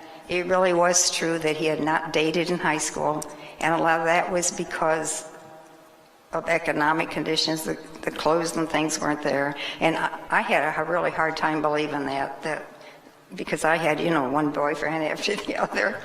His idea of asking somebody to go with him after 2 dates, he looked at me and he said, "Well, will you?" And I said, "Well, what do you mean?" And he said, "Well, will you go with me?" And I said, "Oh yeah, okay, I don't have anything better to do." But I knew I was in real trouble the third date when he started talking about getting married. And I was really in a panic. But it was the right thing, and I really sincerely think that God put us together. I was nerdy. I just studied all the time. We'd go to the library, and he'd pretend like he was studying. Of course, he wasn't. But anyway, we got through 4 years at IU, and the lucky number was 15, and got married on the 15th, which was a Tuesday. June 15th of 1954, specifically on the Indiana campus, is where they would marry. And Nancy Leonard was more than just the wife of Slick Leonard. She was an executive. She was a business mind. She was oftentimes the business person behind Slick Leonard as he worked at Herff Jones before he got back into coaching when they were living in Kokomo. And then, of course, when Slick Leonard became the head coach of the Pacers and they made the transition from ABA into NBA, it was Nancy Leonard that was the assistant general manager at that time. But they were 10 games under 500 in that first year in the NBA, 36-46. And Nancy Leonard is the one that said, guys, we've got to get this in order here. We've got to pick up the pace here if we want to survive as an NBA franchise. And while Slick Leonard was the face of the franchise at that time, publicly speaking, it was Nancy that was behind the scenes often in terms of the business actualities of the Indiana Pacers. Here is Slick Leonard talking about the impact of Nancy Leonard in that transition from ABA to NBA and the fledgling financials of that era. At that particular time, merger time, ABA, NBA, we were in a financial situation where, they weren't going to be able to pay a bunch of money out. So Nancy and we stepped forward, and I said, I'll coach the ball club, and Nancy can take all the front office and all the dealings with the NBA and everything. And she became very popular with the people in the NBA. As a matter of fact, the one guy that hated me really liked Nancy, and that was Arbach. Yeah, isn't that funny? Yeah, she was the first general manager, and then at a later time, she became vice president of the whole operation and general manager. So yeah, she was the first. She was the first woman and did a wonderful job. And I say that because the ball club was on the brink. We were totally out of money. And of course, that led to the telethon of 1977. After that first season in the NBA, it was Nancy Leonard that essentially got together with the management at WTTV Channel 4 at that time on July the 3rd of 1977, beginning at 10 o'clock at night, the telethon to try to raise the money that was necessary and symbolically, certainly at the very least, the number of season tickets. They needed to sell 8,000 season tickets in order to break financially even to the point where they could get into and maintain and continue their existence in the NBA. And it was during the telethon when a jubilant and almost incredulous Nancy Leonard reported to Slick Leonard that, yes, in fact, the magic number had been hit. We're at 8,028.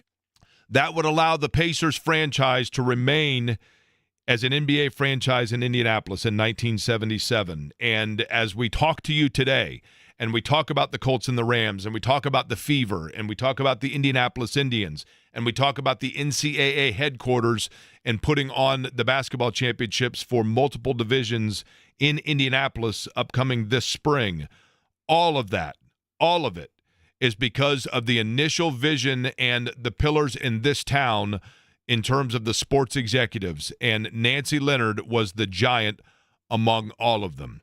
Joining me now on the program, somebody who knew Nancy well, who knew Slick well, who is a historian not only of Indianapolis, but obviously a published author in the history of the Indiana Pacers as well. His website is markmontieth.com.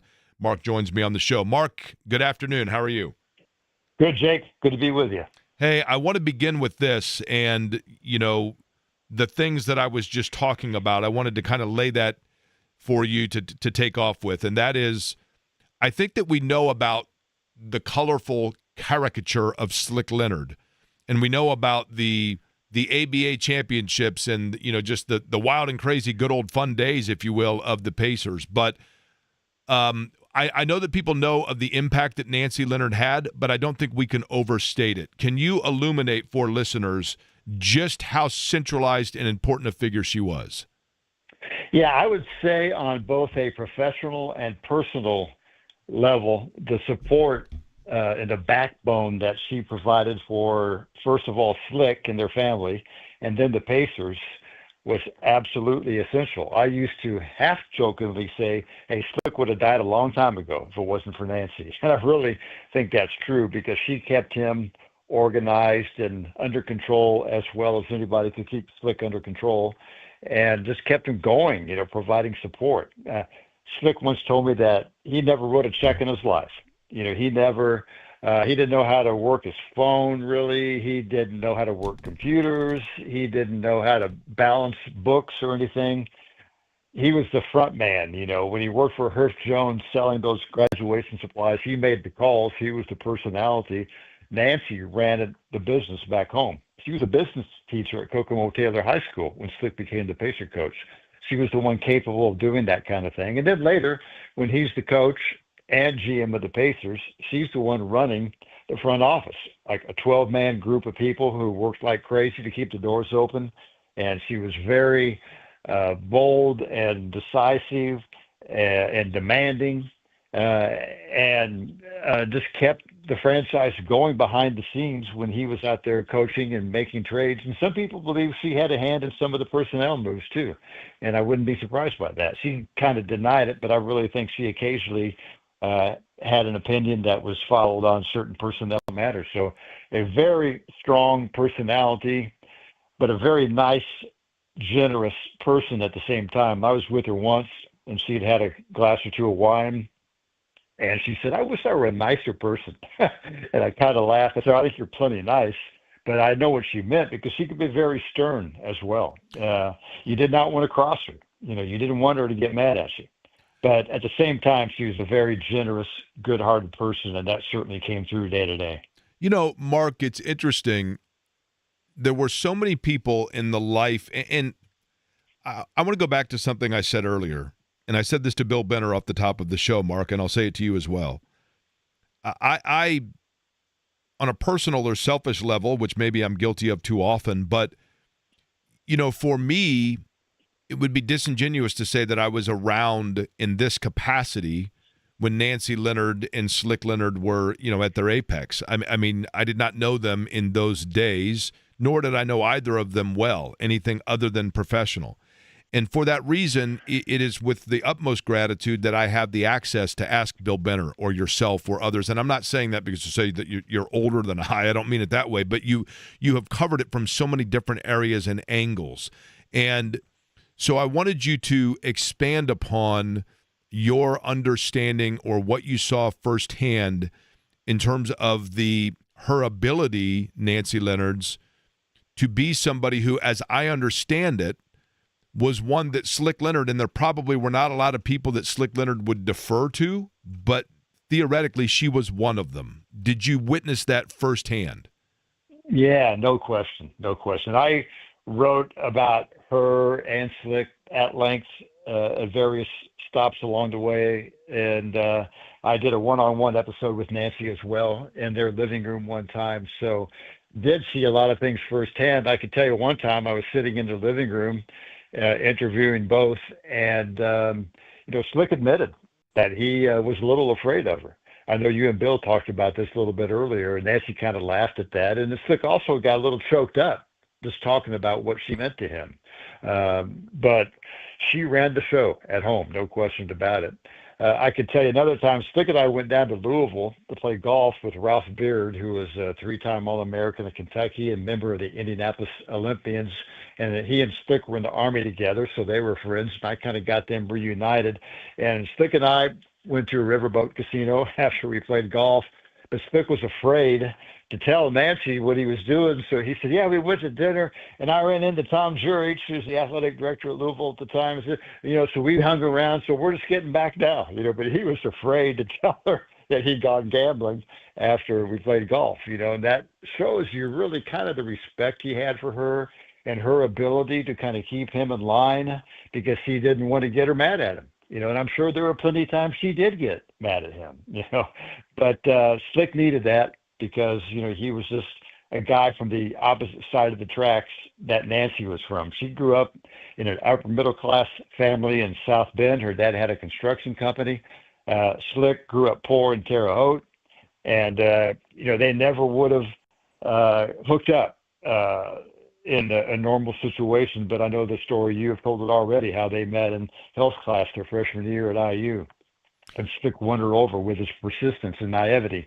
And she was a big sports fan, so the fact that he was on the basketball team really meant a lot to her, and that was part of his appeal as well. So, in fact, when IU won the national championship in 1953, they came back to Bloomington, and there's a parade there around the town square in Bloomington, and Slick's in a convertible, and Nancy hopped in the car with him. She's riding around in the parade with him, and she was in the parade, the Pacer parades, for winning ABA championships with him as well at times. So she was always part of the organization. People knew of her, but they didn't really have an idea of how important she was to the operation of the franchise and just to Slick's existence.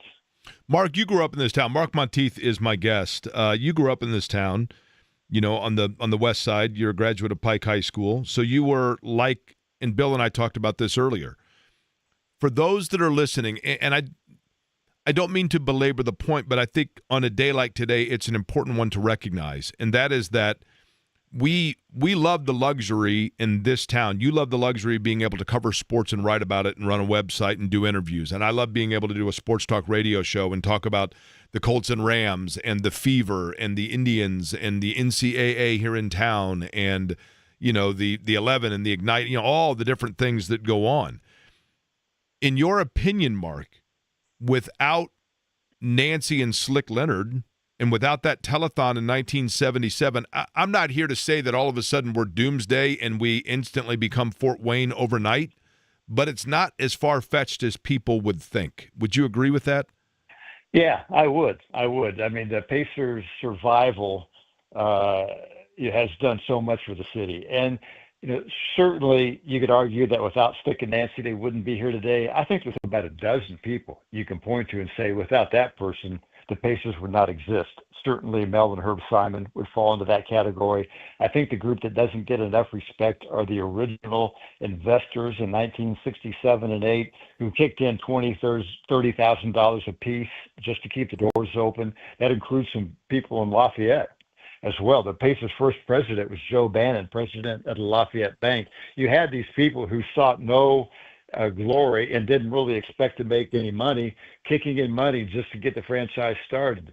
So you have people like that. You could say if they had not made that trade for Mel Daniels in 1968, that they never would have been above a 500 team and never would have survived. There's a lot of people you can point to, but certainly Slick and Nancy are absolutely essential to the existence of the franchise today. And really, that telethon that people talk about so much, Slick and Nancy were in Hawaii, and there was like a postseason all-star game, and they were scouting and taking a vacation. And word came back from the absentee owner they had, Sam Nassi.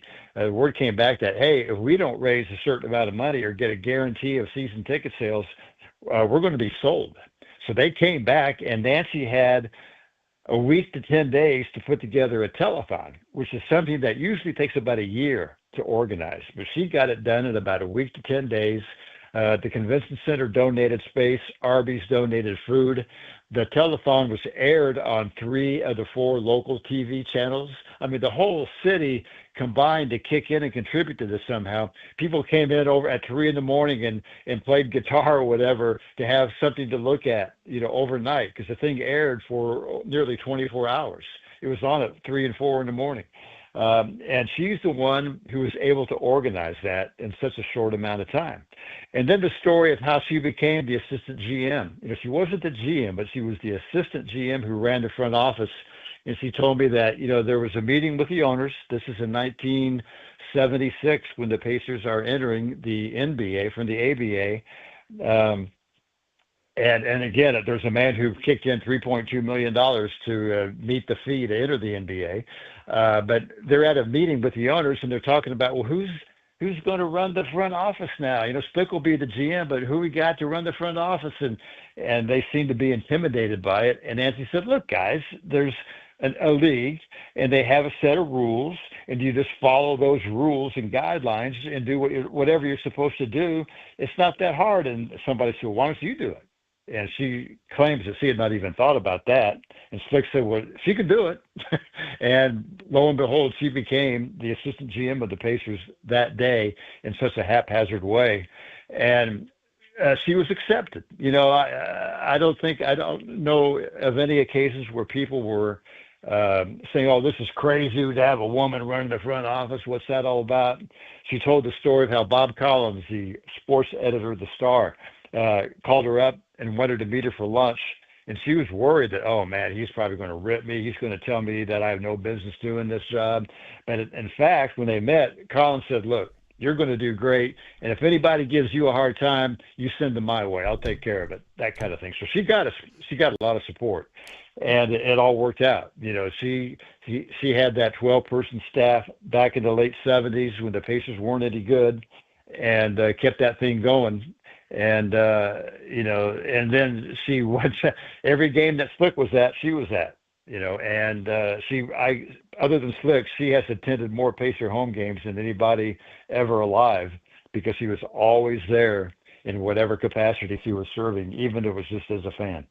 Mark, when you look back in talking to players, talking to people that are around it, Mark Montieth is my guest. We're talking about Nancy Leonard, who passes away at the age of 93. When you, from the recollection, the interviews you've done, the people you've talked to, what was the relationship that Nancy Leonard had with players in that time? And I don't even necessarily mean those that were playing for Slick, but rather like as they were transitioning into the NBA, for example, or both in that crossover, in terms of how players received having a female executive that was there and was around.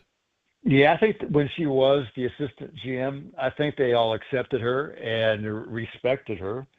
Because, again, she was very authoritative and very decisive.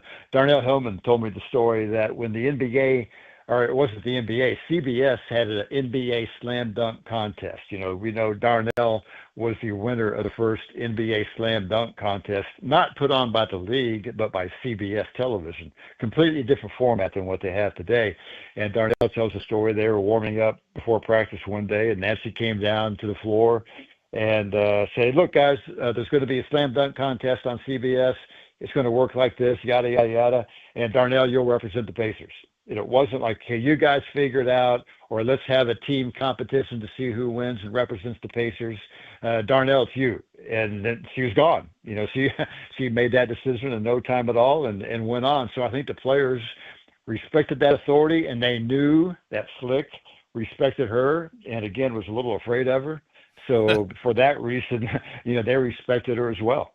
And then later years, when Slick's a broadcaster, she would be at the golf outings and other events, and she was like a mom. I've got a picture on my phone of her hugging Lance Stevenson, and we've all seen pictures of her with guys like Miles Turner and Halliburton, and all through the year, I got a picture on my phone of her with Darnell Hillman and Billy Keller.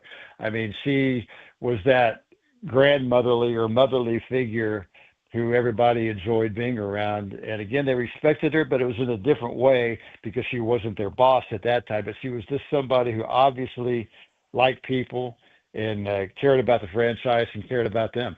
Mark, one other thing before I let you go that's interesting about that, when you talk about the Darnell Hillman will represent the Pacers in the dunk contest, it led to one of the great shirts of all time, because by the time it came around, he wasn't a Pacer, right?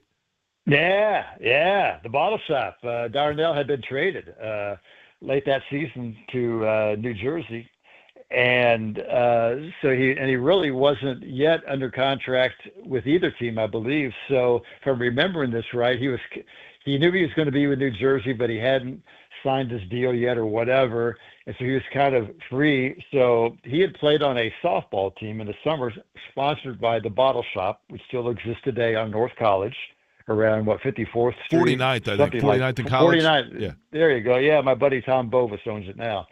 And so Darnell wore a Bottle Shop shirt as his warm-up. He didn't dunk in it, but he wore it as his warm-up shirt.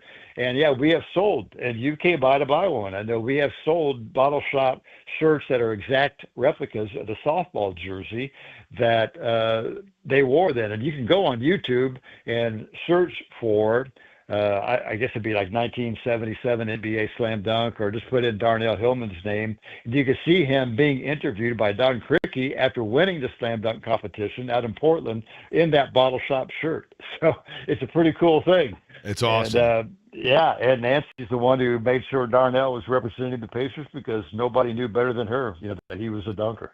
And when it comes to talking the history of the Pacers, there are others that may be on par, but nobody knows more certainly than Mark Montieth. On short notice, Mark, I always appreciate your willingness to come on, hop on, and certainly shed perspectives far beyond my capability, and so therefore it's greatly appreciated. Well, I appreciate the opportunity, Jake. Thank you. Mark Montieth joining us on the program. We come back. There are plenty of injuries to talk about, including the latest on Kenny Moore. and a guy that knows a little bit about those specific injuries. I don't mean specific to the player, but how exactly you come back from those, including Kenny Moore and calf or Achilles. Ralph Reef will join us next.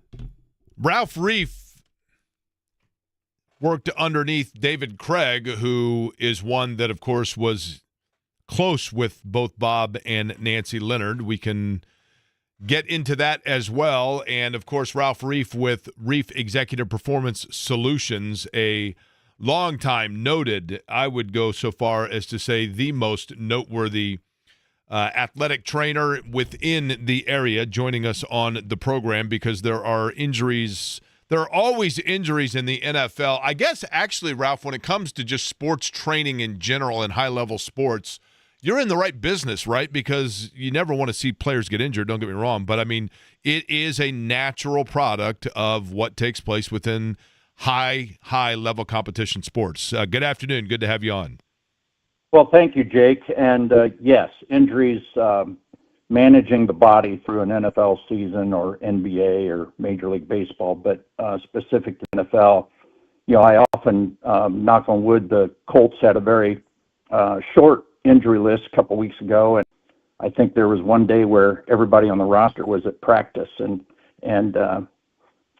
but I know how much work goes into those players to get them on the field for practice and manage their bodies and so forth. It's a heavy load on those the healthcare teams, and you try to keep them out of the coaches' interviews. But yes, significant injuries occur. Okay, let's begin with Kenny Moore. And again, I want to be clear, everybody, for in the case with Ralph, I appreciate his expertise and his understanding and being able to talk to someone like me who flunked algebra 7 times to speak medically, but these are not specific to these players. In other words, Ralph is not the treating trainer for these players. We're speaking in generality of injuries in general. For example, Kenny Moore, which initially they thought was a calf strain, and now Shane Steichen said they're actually going to look at the Achilles and see if perhaps the injury for Kenny Moore is not there. I guess my first question, Ralph, would be,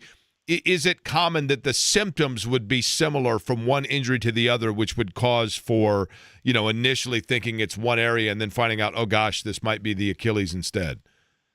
Well, it's what it tells me is that the injury that took Kenny down to the field on Sunday and had to be assisted off and so forth occurred sort of mid lower leg. So somewhere in that junction between the Achilles tendon and the calf muscles is probably where his initial injury occurred, where he was telling the medical staff, and then as got into diagnostics, whether it was MRI, high resolution imaging, they realized that a portion of the Achilles tendon was involved in that injury. So this is a sort of middle of the lower leg versus something like Tyrese Halliburton had, which was down near the heel, where you're just dealing with the cord of the Achilles tendon. This injury appears, from what they're presenting in the media, is happened up in the muscle area. Ralph, I'm going to show my ignorance here. Is it true to say that, like, if the calf is Indiana, the Achilles is Kentucky? In other words, are these two muscles that border one another directly? Yeah, absolutely. So the calf muscle, there are 2 of them, and the plantaris, and then there's the muscular that you can feel when you grab the back of your lower leg, the big calf muscles. Those are attached to the body by the Achilles tendon. So it's the Achilles tendon that keeps those muscles in place. Okay, now another question I had on this injury with Kenny Moore, and Ralph, I'm giving you full permission to tell me that this is the dumbest question that's ever been asked of you, okay? Or to you, I should say. When you're talking about the Achilles, for example, and I know this wasn't the case of how Kenny Moore, to use that specific example, was injured per se. We don't, who knows exactly what the moment was of an injury. But when you are working with athletes and you're talking about the Achilles or a calf strain, either one of them, in any way, shape, or form, is it different or more susceptible in injury or risk of complication of injury for a player like a defensive back in the NFL that has to run predominantly backwards as opposed to forwards? And feel free to tell me that that's the dumbest thing you've ever been asked.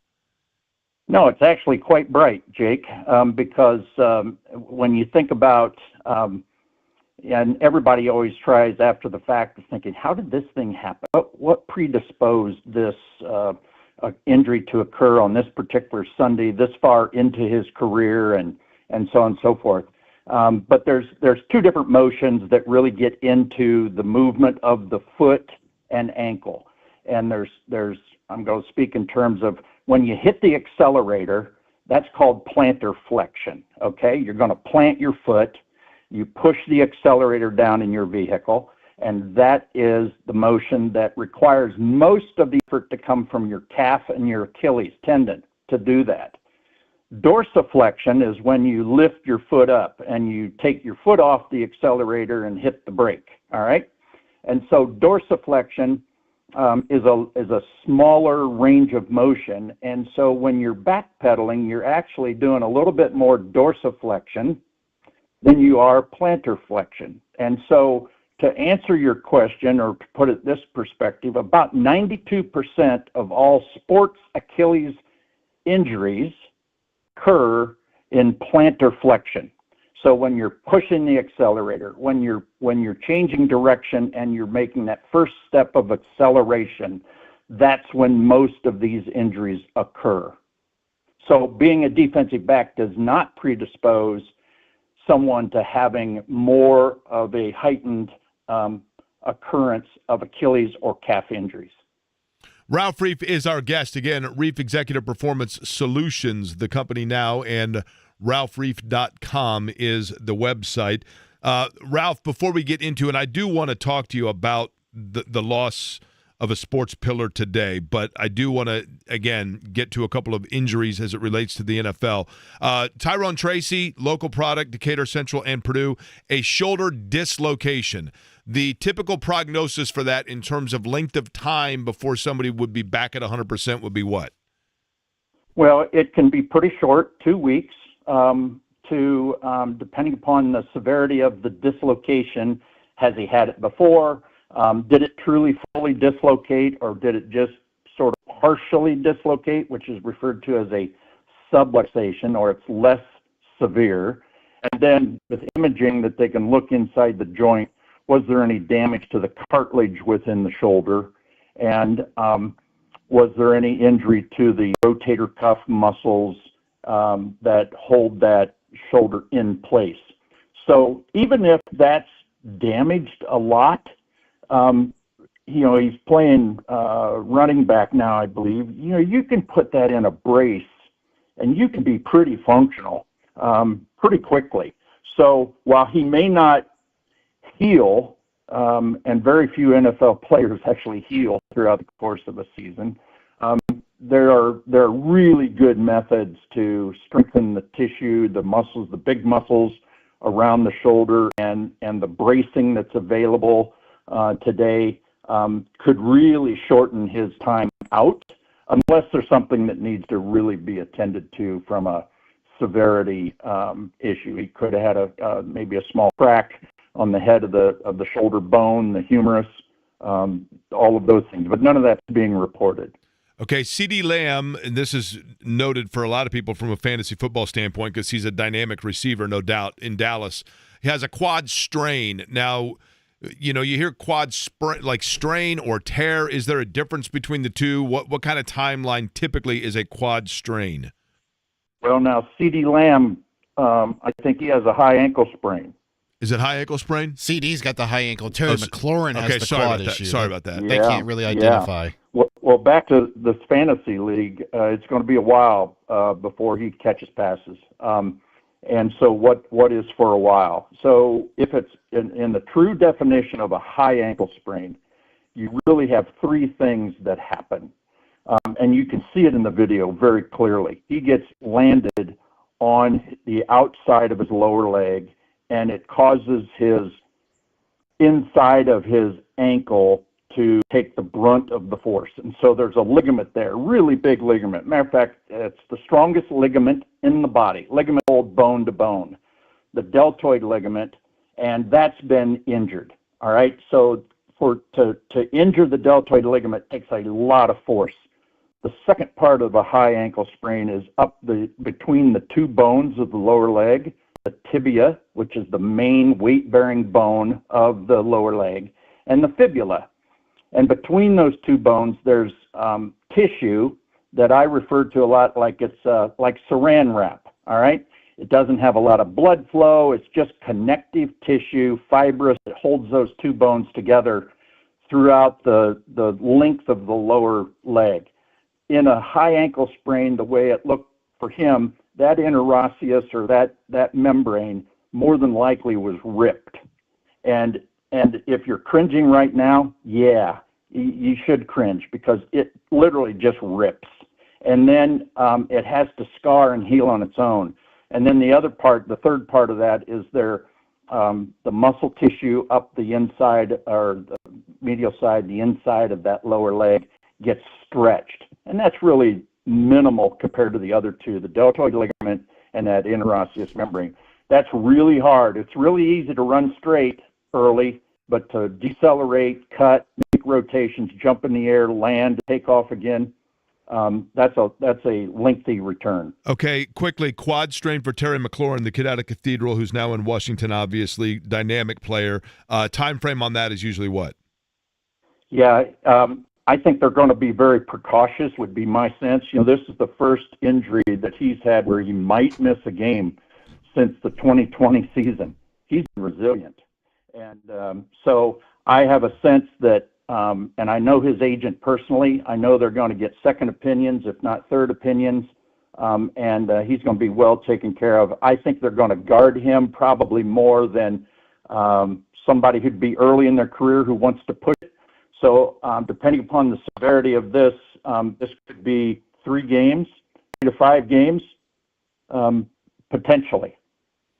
Ralph, I know that you, in your vast career, and you are one who has been around for a variety of sports, not just in Indianapolis, but obviously worldwide. But in particular, I believe probably even earlier in your career, like many, your career was impacted by Nancy Leonard. I wanted to give you the opportunity to speak to what she meant to you. Yeah, how wild is this? That I was listening to your show and just Bill Benner and folks, and I just immediately think of the person who was there also with Nancy and Slick all along was David Craig.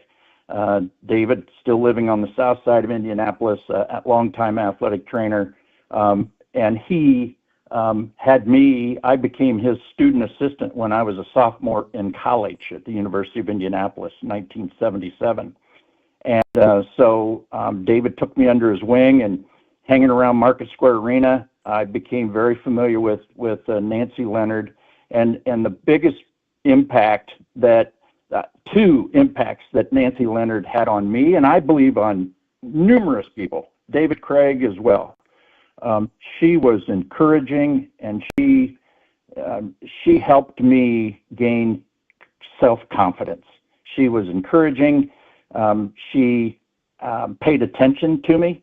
She realized that I was a part of the process as a college kid helping David, and she just made me feel valued.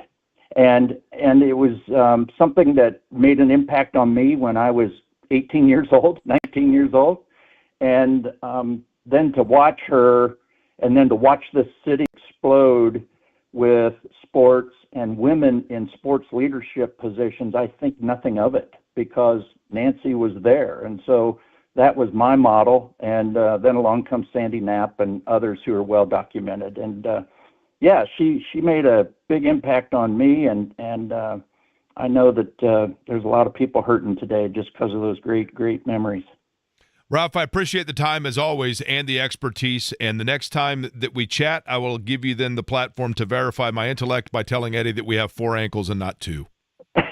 Okay, I'll work on that. All right, appreciate it. Ralph Reif joining us on the program. Again, ralphreif.com, R-E-I-F-F, by the way, the spelling on the last name. We'll take a quick break. We'll come back. We'll get set with a crossover with J&V, brought to you by the good guys at Love Heating and Air, love-hvac.com.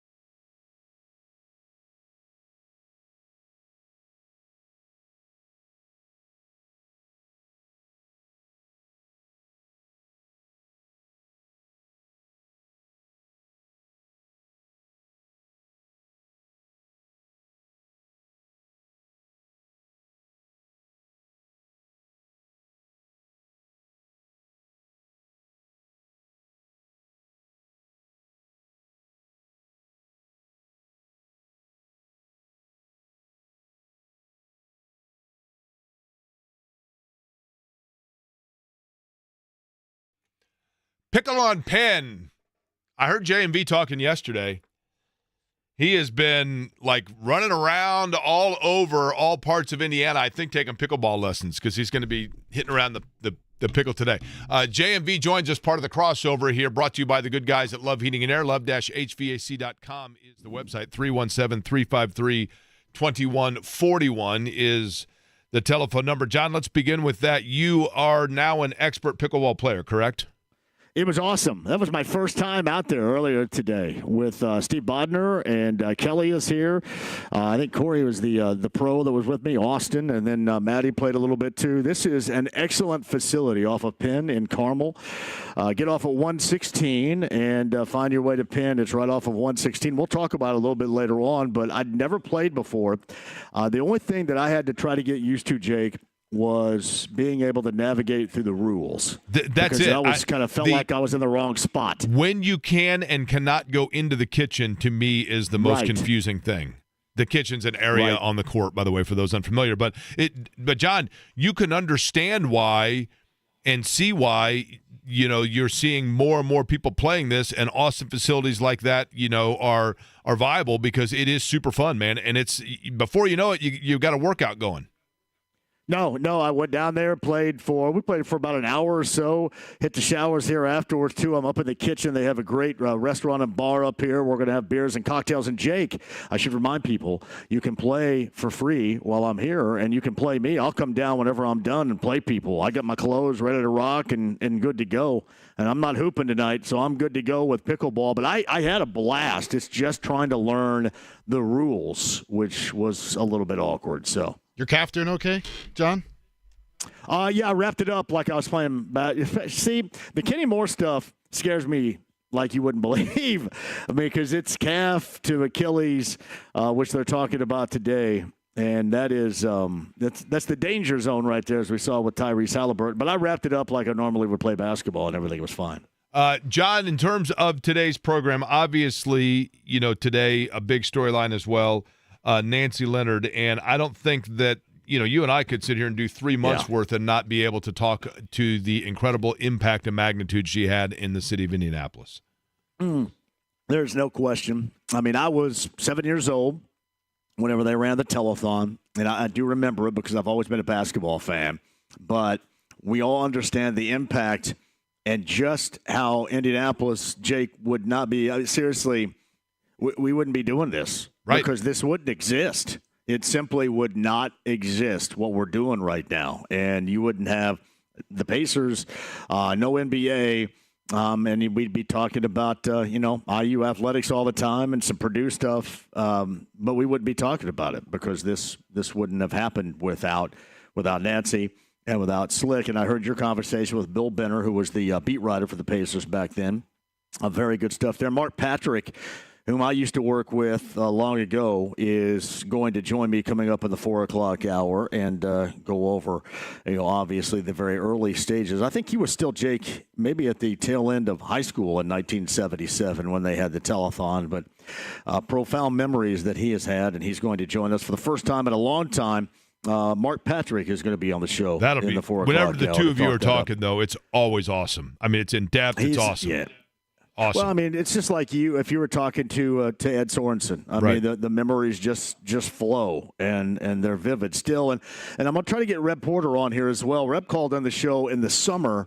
The longtime in-arena announcer called in the summertime. We were going to try to see if he wanted to drop in and share thoughts. And I thought you worked out this as well as anybody could with those that have direct impact with the Leonard family, with Nancy in particular here. And get their thoughts, because you stated this to Bill Benner, Jake. You said that we kind of hear all this secondhand, and when you go to those that actually were around it, that's why R. Miller, for these moments was so spectacular in being able to vividly recreate the times. Both, what we know and what we didn't know about these stories was so great. But we'll do as best we can. You did an outstanding job in 3 hours on the show today, though. Well, appreciate it, John, and certainly have fun out there today. I know it's an awesome facility, and for you to have the chance also to play some pickleball with folks will be fun, and the conversation with Mark as well at 4 o'clock. Appreciate it, all right? You got it, brother. All right, that's JMV, who is up at, again, Pickle on Pin. We will throw it out to him, and he will be with you. Mark Patrick, 4 o'clock today with John. I thank, again, Bill Benner as well, Kevin Pritchard, Mark Montieth, Mark Boyle, all for joining today. Ralph Reef as well, in sharing memories and condolences to the entire Leonard family in the city of Indianapolis today. Thank you for listening to Query & Company.